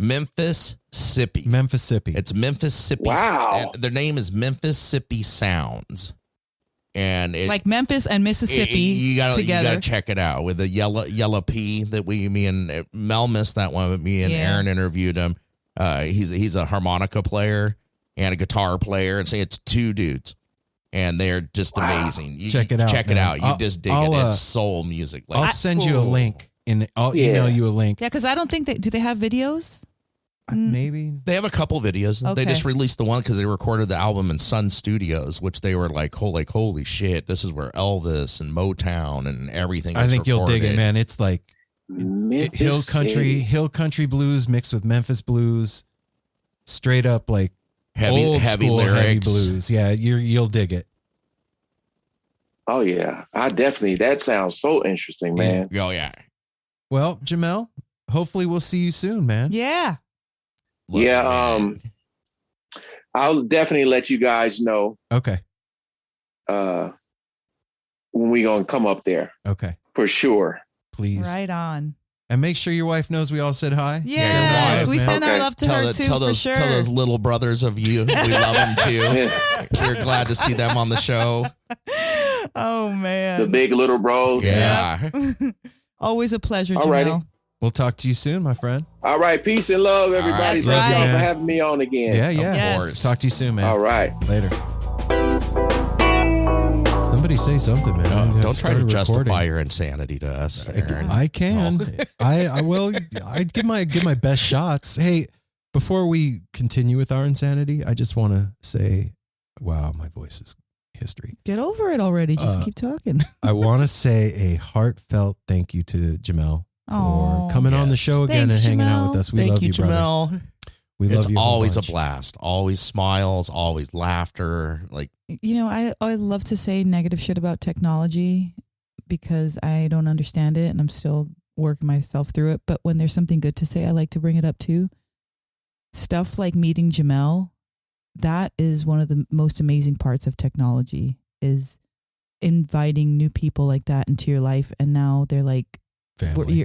they're family. We're bonded. We haven't met yet, but we've met a lot of people over the internet and then in real life. And it's been one of the best things that's ever happened to me and the show. You know, come to think of it, I would say a great big portion of our friend group that we regularly interact with now is because of the internet. Yeah. Like Yeah. a big It's very true. portion. And thinking about what you just said about, like, I like to talk shit about technology. Well, I mean, I don't necessarily, that was Well, bad wording, not like to, but I bring it up more. Usually I would ignore things that I don't like, but technology, it's just, Think about it's like this. me and oil and water. Think about this though. Technology is exactly the same thing as a hammer Oh yeah. or a screwdriver. Mm-hmm. It's a tool. Oh, it's a tool. Yeah. It's Yeah, come on, Apple. Catch up, brother. I'll be the first to admit that I don't know how to use the tool of technology to my best benefit. Right. But my point was, like, the thing that bothers us, because it bothers me too, about technology is not the technology. It's what we do with it and how people use it for shit. Well, why would I be bothered by somebody else's hammer using skills? Well, if somebody was using a hammer to bash it on your toe, it'd piss you off, right? Yeah. Okay. But Well, that doesn't- Smashing windshields or something. That doesn't happen too often. I get where you're coming from, Yeah. but like, as far as like using it as a skill or using it skillfully, I think what you just said is a perfect example of that. Inviting people into our life and Yeah. looking around at our friend group. That is one of the best ways to use that skill or that tool. Yep. And, you know, it's stopping to think about that, like the dividend that the use of internet and technology has given back to us as a show, first of all, and then us as a family, second.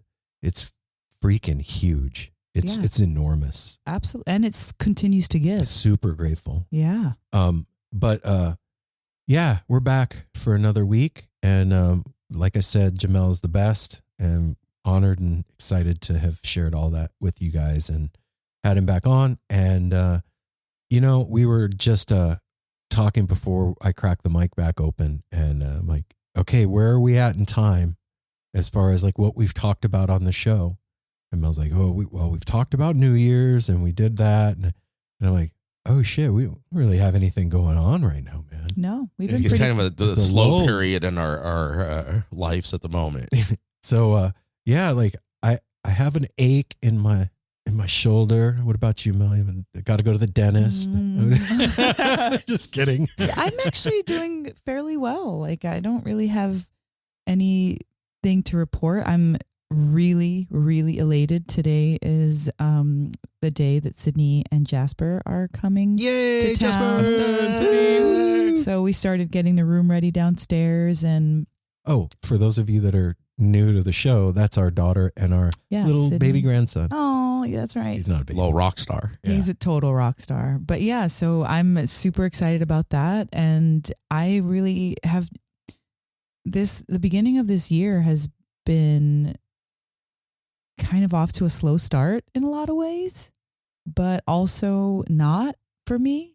Like, right? Like, our New Year's was amazing and kicked it off in fine fashion. absolutely. And, I've been really exploring a lot of different mental options. I've just been really thinky lately. Me too. What was that thing you were telling me about today? You're like, I want to do this, blah, blah, blah, with you after work. Oh, the Silva method? Yeah, what is that?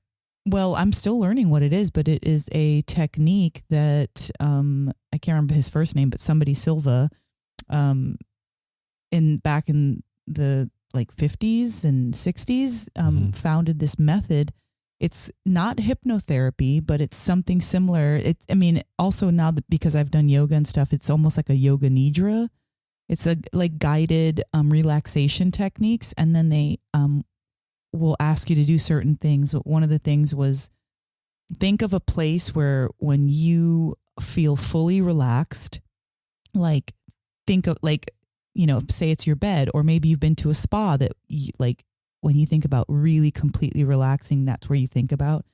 So you sit in an upright chair, and they will count down from like, say, either 5 to 1 or 10 to 1. Is this like a YouTube thing that's counting down, or Well, I got the book on Audible. Okay. There's actually, you can go to like workshops. I'm pretty sure they still have workshops. So it's myriad of things. Nowadays, you can find it online. You can find it in your Audible. You can find all that. So then they count down, and they, will ask you, okay, when I snap my fingers, I want you to go to that place that makes you completely relaxed. And so in these alpha, you're trying to get to these alpha brainwave states. And when you do, now that helps to reduce stress. So just that alone. And then they'll start to, it has to do with ESP. It has to do with memory recall, and it has to do with stress reduction, which is all the things that those are all good things. Literally everybody can use. And so he taught his daughter how to be psychic through this. Didn't realize that and didn't try to do that. He was in Laredo, Texas, and he was his dad died suddenly, and he had to like literally become the man of the house at 6 years old. Oh shit. So he's like shining people's shoes and like, mowing lawns and doing whatever he could to bring money to the house. And so that was he was always like an entrepreneur that way. And it wasn't until he was in the military that he started to really be like kind of infatuated with psychology and just learning about the brain. And so he kind of coined and discovered this method. Wow. And it's pretty incredible. I'm super excited. And I was in the shower when I was hearing it, and they tell you, they're like, don't do this while you're driving. Like you can listen to it like as a book, but don't try and do the thing. Yeah. Don't try to do the trance. exercises. But just in similar fashion to Yoga Nidra, when somebody's saying, okay, now relax, you close your eyes. All right. Now no problem. Let your lids get heavy.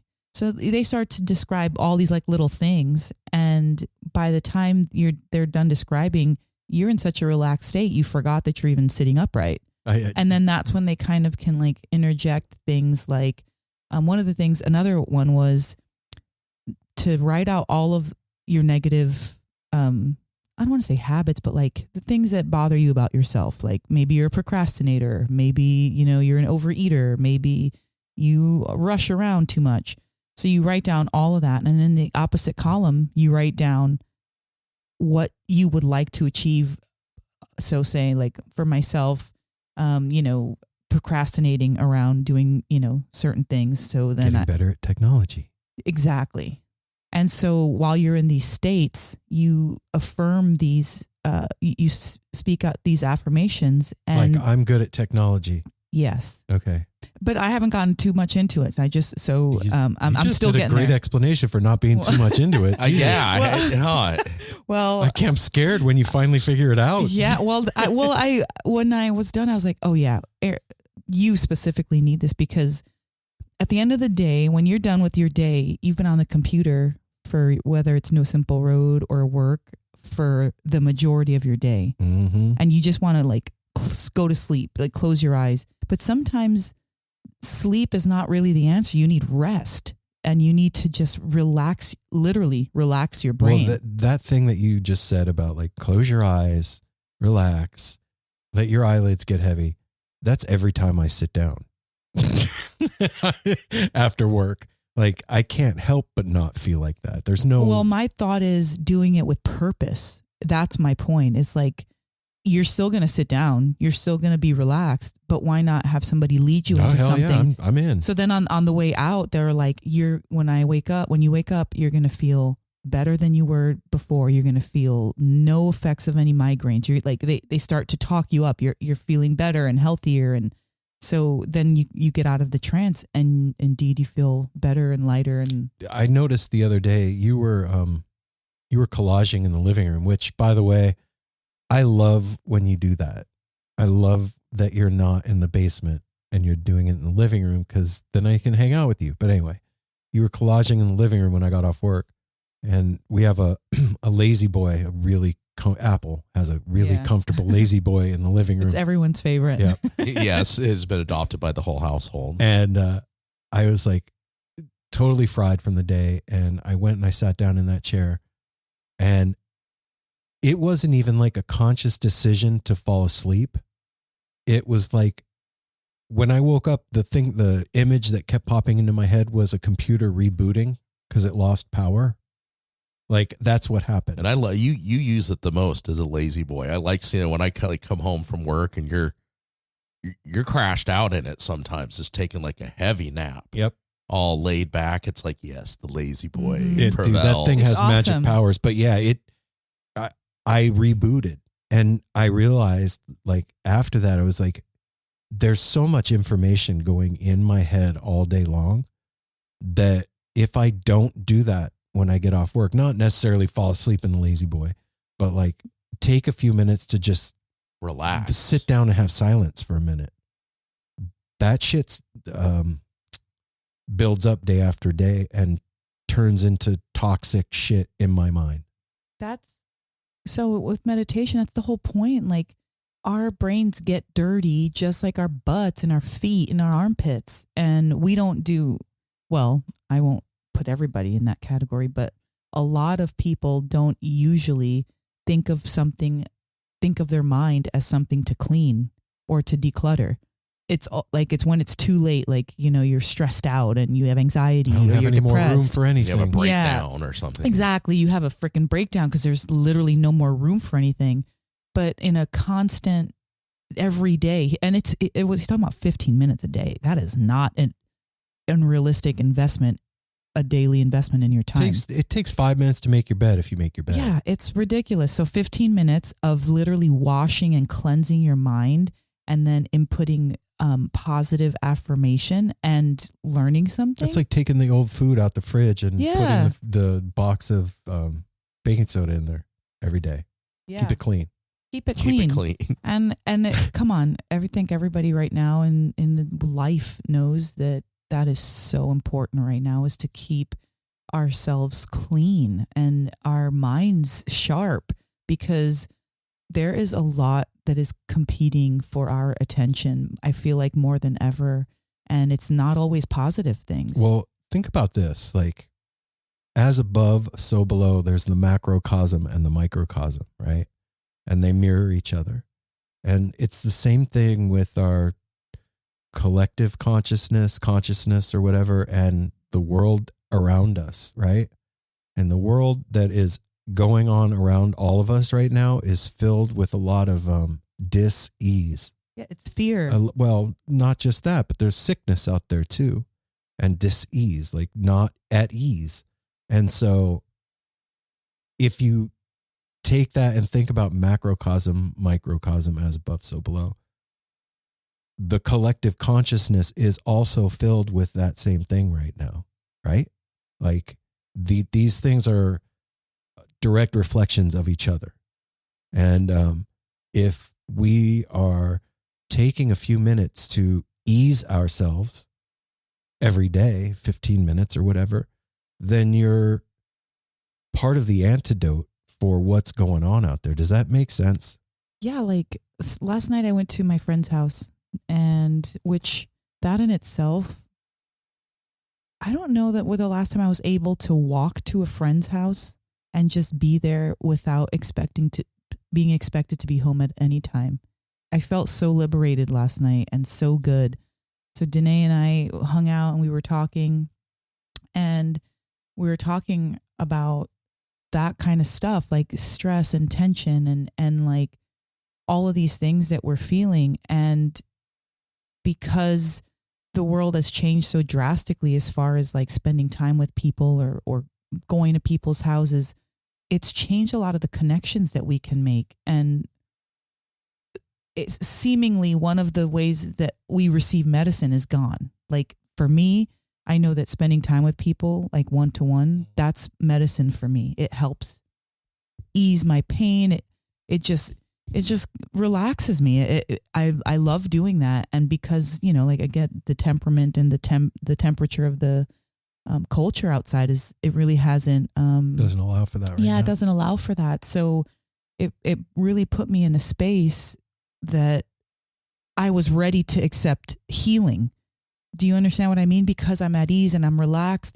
My body's, you know, not like on the go. I'm not like fearful or scared, or that makes a huge difference. And not for nothing, I know we talk about the last couple episodes, like sometimes making New Year's resolutions seems silly or played out or whatever, but you know me, I've always tried to find ways of improving myself. You're a resolute person 365. Yeah, it's not because of that.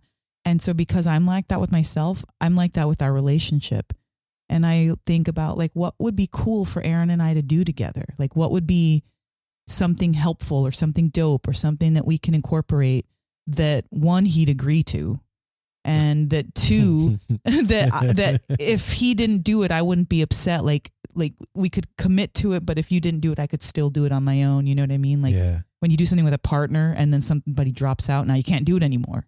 So I was thinking of like what could help us, you know, and I really want to get dialed in even more than I was last year. And this is not like some insurmountable, like, you know, idea that I want to achieve. We both better be levitating by 2023. No shit, right? It's something that I want to share with you based on how me knowing you is something that would benefit all of us. And that's where my thought was like, I want to do something different. I want to do something for the new year. I don't want to fucking sit on front of the couch anymore. Like I love that for winter. I say that every winter, but I get anxious toward the end of winter because I want to get the fuck out of the house. I want to start doing stuff. I want to start moving. I want to start time yet. Exactly. So what can we do positively with our time? And so that's one of the things.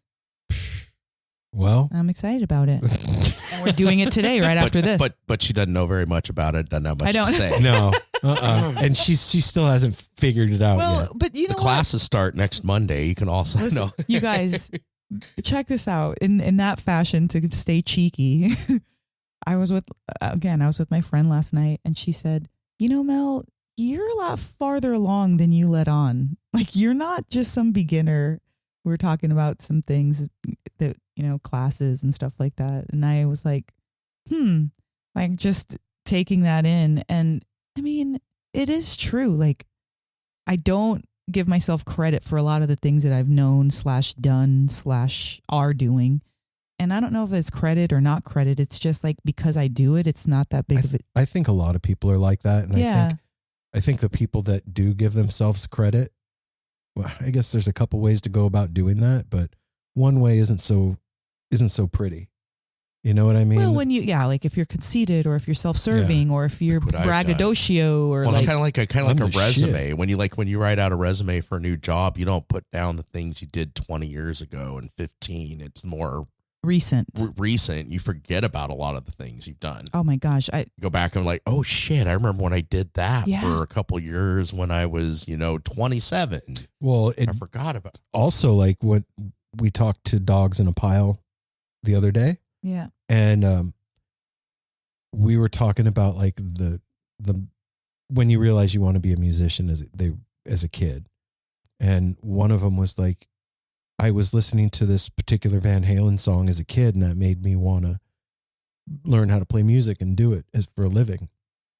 And he said, and recently I was driving in the car and like that song came on and I realized, holy shit, this is the song that made me want to do exactly what I'm on the way to a gig to go do. I'm in a band.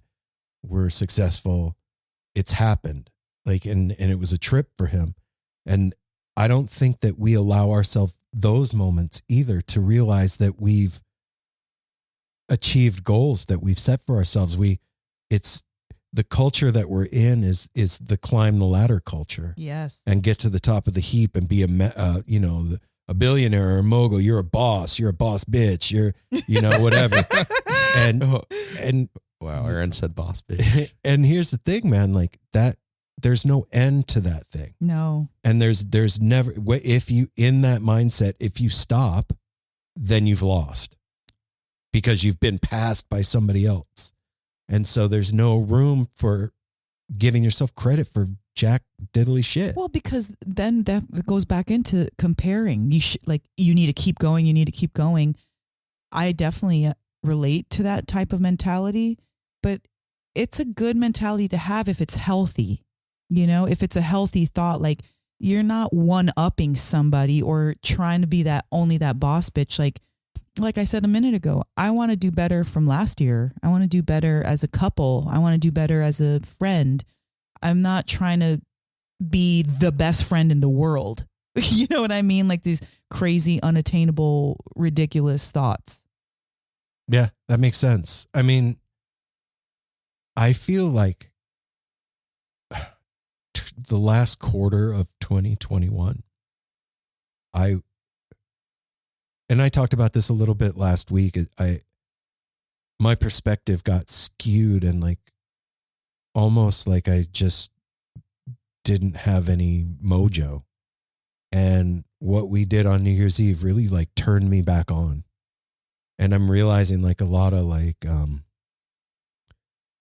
my higher self or inner voice speaking again. And like I'm like hearing it and understanding. Like, I don't know if you work like this, but I feel like there's synchronicities that point you in directions that you're supposed to go. Like, things will come up more than once or just road signs on the way. And sometimes you're not paying attention, so you don't see them.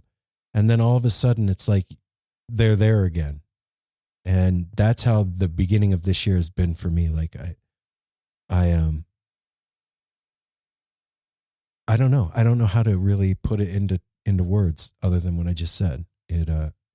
It's a strange thing. And it's a weird feeling too. It's like not a guilty feeling for like getting tired.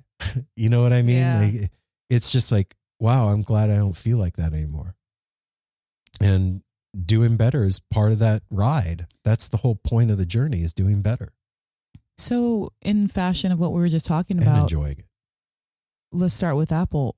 What are you proud of that you've done that maybe you didn't think that you were able to do, or that you back in the day couldn't do? Like, what are you proud of that you forgot along the way?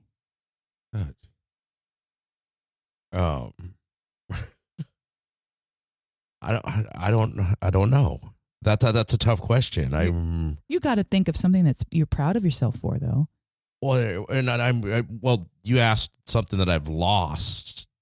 That I can't think of something I've lost. Say lost. No, she didn't say lost. Okay. I thought you said okay. No, yeah, and lost something never came that out you're of- proud of that you forgot about. Oh, okay, that you forgot about.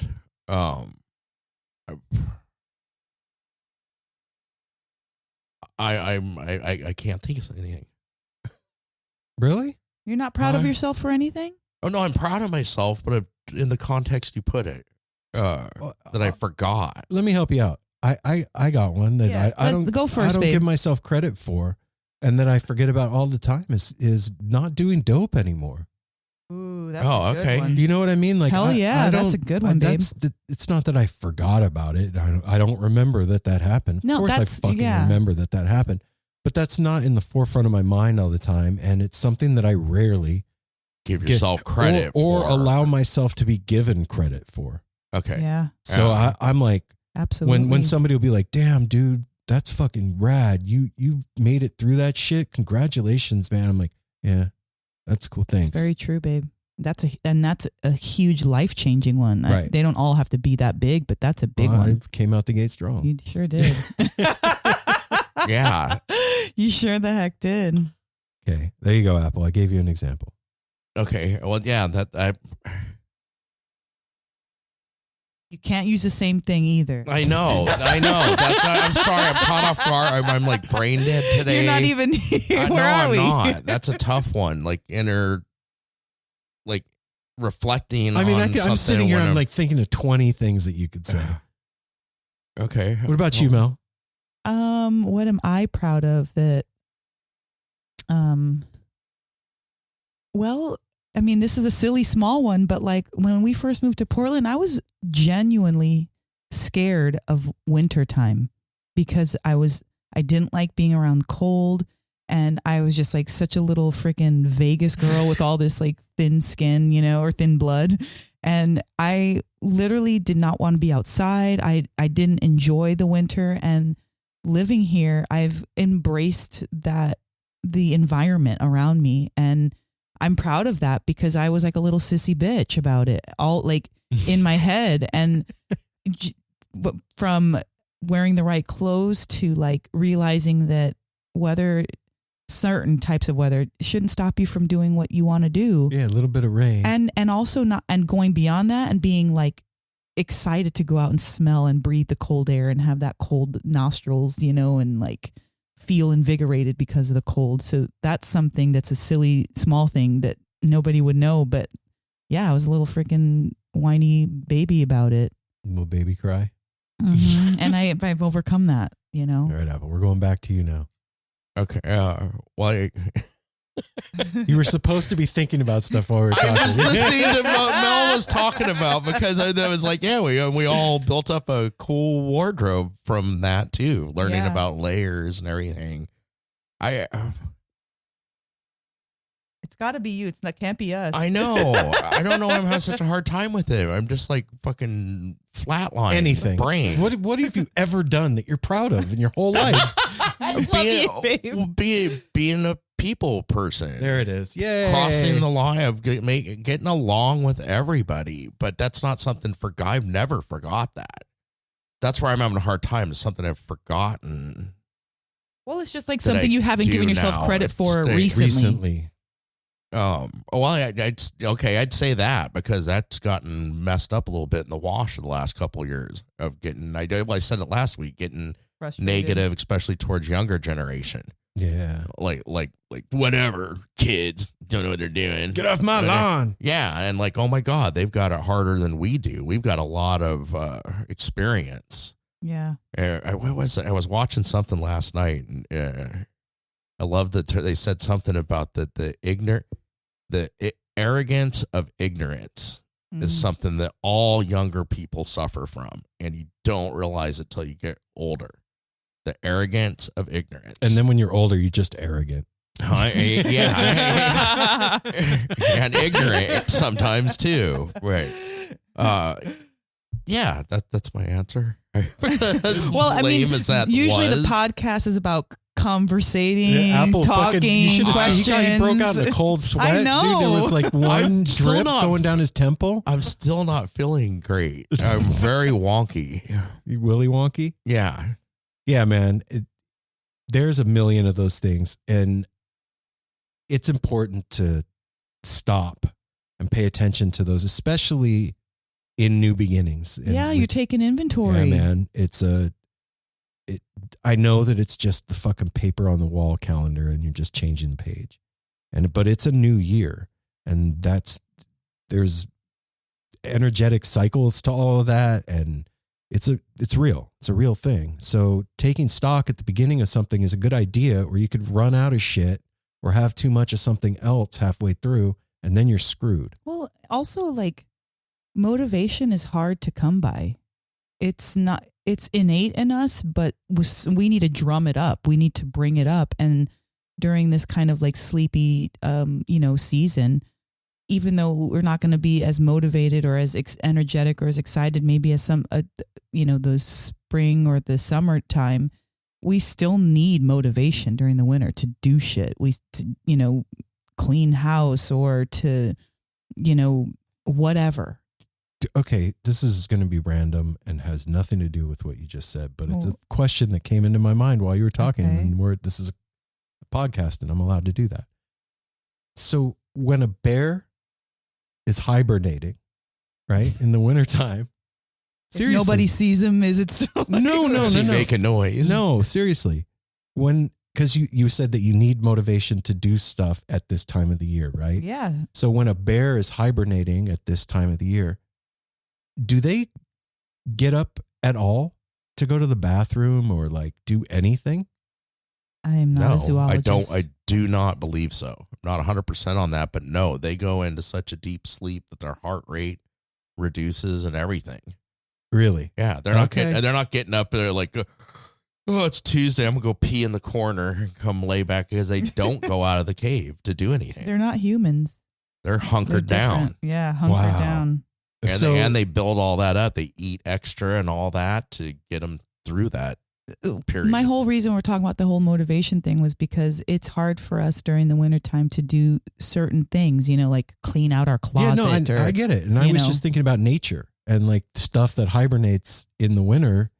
Does it have motivation? It's like those frogs that bury down and freeze. They actually freeze during the winter and are in that state. Like suspended animation. Yeah, and then they defrost and come back to life. Like, would that be fucking cool? I don't know that we could really be compared to bears realistically.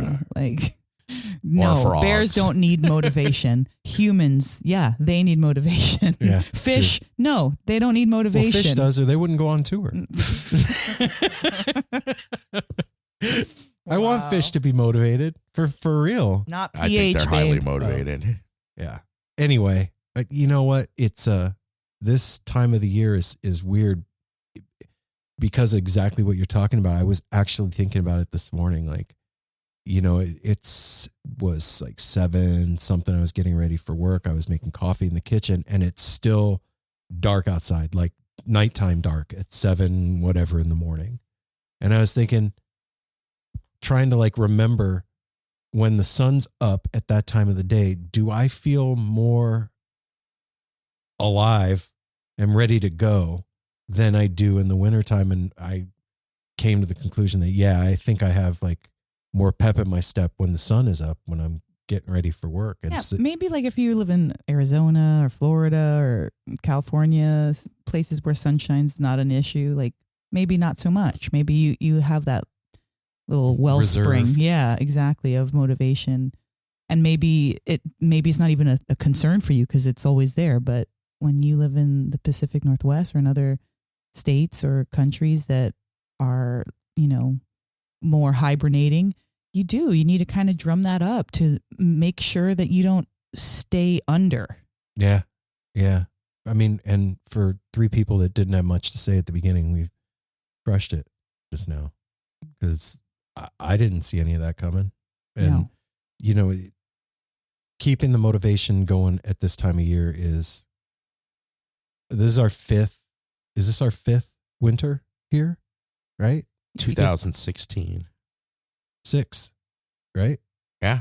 So it's long enough now to notice the subtle and not so subtle differences between before and now. And one of the reasons why I said my answer, because we're in the midst of winter and feeling that. One, to appreciate something new to all of us that growing up in Vegas, we basically had 2 seasons in Vegas. Yeah. Hot and cold. Here you have 4 distinct seasons that go along with the change in the world and your soul and everything. Yeah. And it's amazing to feel now. It is. To be a part of it. Like Each you one feel is very part distinct. Yeah, and you feel more connected to the flow of the earth and nature. It's actually really amazing.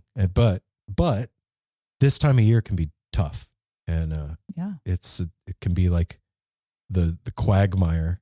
And I realize that this year I'm looking forward for spring. It's going to be cool. It's going to be nice to have light when I get up and get ready for my day again. That'll be nice. That's not plugged into the wall, you know? So anyway, everybody, that's our shit this week. What do you think? I won't throw any more curveballs. I'll just be like, good. Yeah. No, that was beautiful, man. And No, it was fun. I hope that Well, That's just because I got to thank you, Mel, for like I mean, you like this week I'm not completely present and stuff, but I really enjoy what Mel was talking about. Like we balance each other out when somebody's not. You really came, but you're like, well, I don't really have much to say, and then boom, you brought up a lot of really good stuff that I was so intently listening to. When you posed a question to me, I was just dumbfounded, like fucking deer in headlights. Like You were listening. I don't. Yeah. I was taking in what you were saying, but then didn't know how to respond to it. So I just we always make it work and give food for thought. And Mel really came through this week. Come through in spades, baby. Well, I mean, I just always want to be better. And I already don't think I'm bad. That was one of the dudes that I worked with when we used to, in the before times, when I go to an office. Brandon, his son and him had a thing that they would say to each other: "Do better," and it wasn't like a diss. It was like, if you motivation. If you did a good job, it was do better. Yeah, like instead of like, hey, have a good day, it's like do better. Yeah. Well, it's funny that you say that because that's one of the things that he talks about. He said when Brandon very well may have been doing what you're talking about. He was into all kinds. He said of when shit. somebody asks you how was your day, you say getting better and better. Because these are subconscious things. If you're like, oh, yeah, I've just been tired today. Same old. Then that's what that's your prescription for yourself in your head. Ugh. Always, always, always. So if you're like getting better and better, and he's like, next thing you know, it'll be so like habit that you'll realize that you're getting better and better in your life. Onward and upward. Mm-hmm, and exactly. that's a better way of saying it. I was thinking that the other day. I saw something that made me think it, that like motivation compared to how it was to like the old motivational posters, like the cat hang get in her there, done, or like hang in there. Yeah. That's not motivational to tell somebody hang in there. That means you made it through another one. How's your day? Living the dream. Oh my God! Like there are a lot of things. Another that used Monday. To be positive are now like. No, that's mundane. And no, you're not doing anything. You're quoting a lame poster from the 70s. That poster's dope. It is dope and funny. Poor kitty. Anyway, I was just thinking of that. Yeah, you got to change your motivation all the time, or it gets stale. Adjust it. It's like driving a stick shift. Sometimes you're in first. Sometimes you need to get to that fourth gear. Sometimes you just need to get out of neutral. Yeah. Yeah. Shit, I drove a Volkswagen. Yeah. I don't understand why I'm not getting up this hill. You're in neutral, bro. Yeah. You're pulled over as far as you can pull over. Yeah, well, that's our little motivational thing for the week, because our guest is very inspiring and very motivating. Motivational. Mm-hmm. So in line with that, something else, like you guys said, food for thought, just anything. Think about the question I asked, like, what have you kind of forgotten about in your life that was one time really important to you, and now you're like living the dream of that? Mm-hmm. Maybe it was like, I want to go to art school. Now flash forward, you've graduated and you're working in the art field. Like, sometimes you need to revisit you're good. All right. There it is. Sometimes you got to revisit you're good. Nobody is leaving No Simple Road with hungry minds this week. No. We gave you food. One thing I want to say about Jamel T is one thing I love it, but we do a lot of musical artists and stuff, which is limited to how many albums they've put out, shows. With Jamel, I've never caught up with everything he's done. You can watch every day. it's like him dropping an album every week. There's so much to go back and look at and to hear. And he is such an uplifting, motivational person that you can't walk away from watching one of his episodes without something and being better. If you want to go back and listen to our first meeting with Jamel, it is up on the No Simple Road YouTube channel, and it's also out on the podcast feed. And remember to throw us a follow and a like and subscribe on YouTube and all that too, man. We are trying to move into that space, so all of the support and help would be appreciated from the community out there. And so that's that. We will be back next week with more stuff and things, and I'm not going to say any more than that. I'll just say I love everybody. I'm sorry I'm not quite all here today, Apple. but I've had a rough week, but I'm feeling better. We love you, brother. It's all good. Don't worry about it, and just be proud of yourself. Don't forget. Don't forget. I'll try not to. Love you guys. Take care of each other. Smile at a stranger. Wash your hands. Safety third. Hydrate.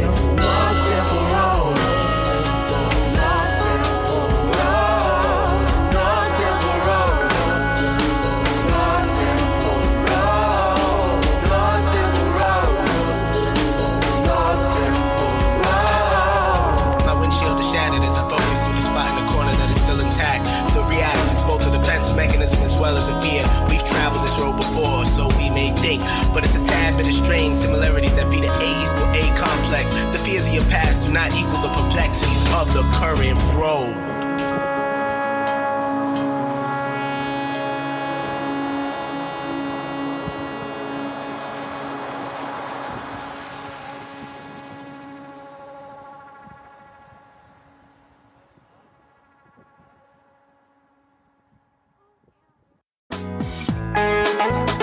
Hey listeners, I want to tell you about the April-May 2023 issue of Relics magazine. Features a Dave Matthews Band cover story with additional articles and interviews with The National, Graham Nash, Wayne Shorter, ALO, Ivan Neville, our friend Eric Krasno and Stanton Moore, Marty Stewart, and much more. Check out the latest version of Relics and subscribe now at relics.com/DMB. Thanks, Relics. Ever wonder what a punch from Elton John feels like? Or how you'd cope with having turned down the chance to be in Nirvana? Or what signal Keith Richards gives when he wants you to get the hell out of his hotel room? Fans of Too Much Effing Perspective don't have to wonder, because they've heard these exact stories and a jillion others on our podcast. I'm Alex Hoffman, former tour manager for Radiohead. And I'm musician and comedy writer Alan Keller. On the TMEP show, we get guests like Nancy Wilson from Heart, Jeremiah Freitz from the Lumineers, and Modern Family's Julie Bowen to tell us things they may have only shared with their therapist, clergy, or a TMZ stringer. So join us on Too Much Effing Perspective. That's EFFING Perspective. The only podcast you crank up to 11.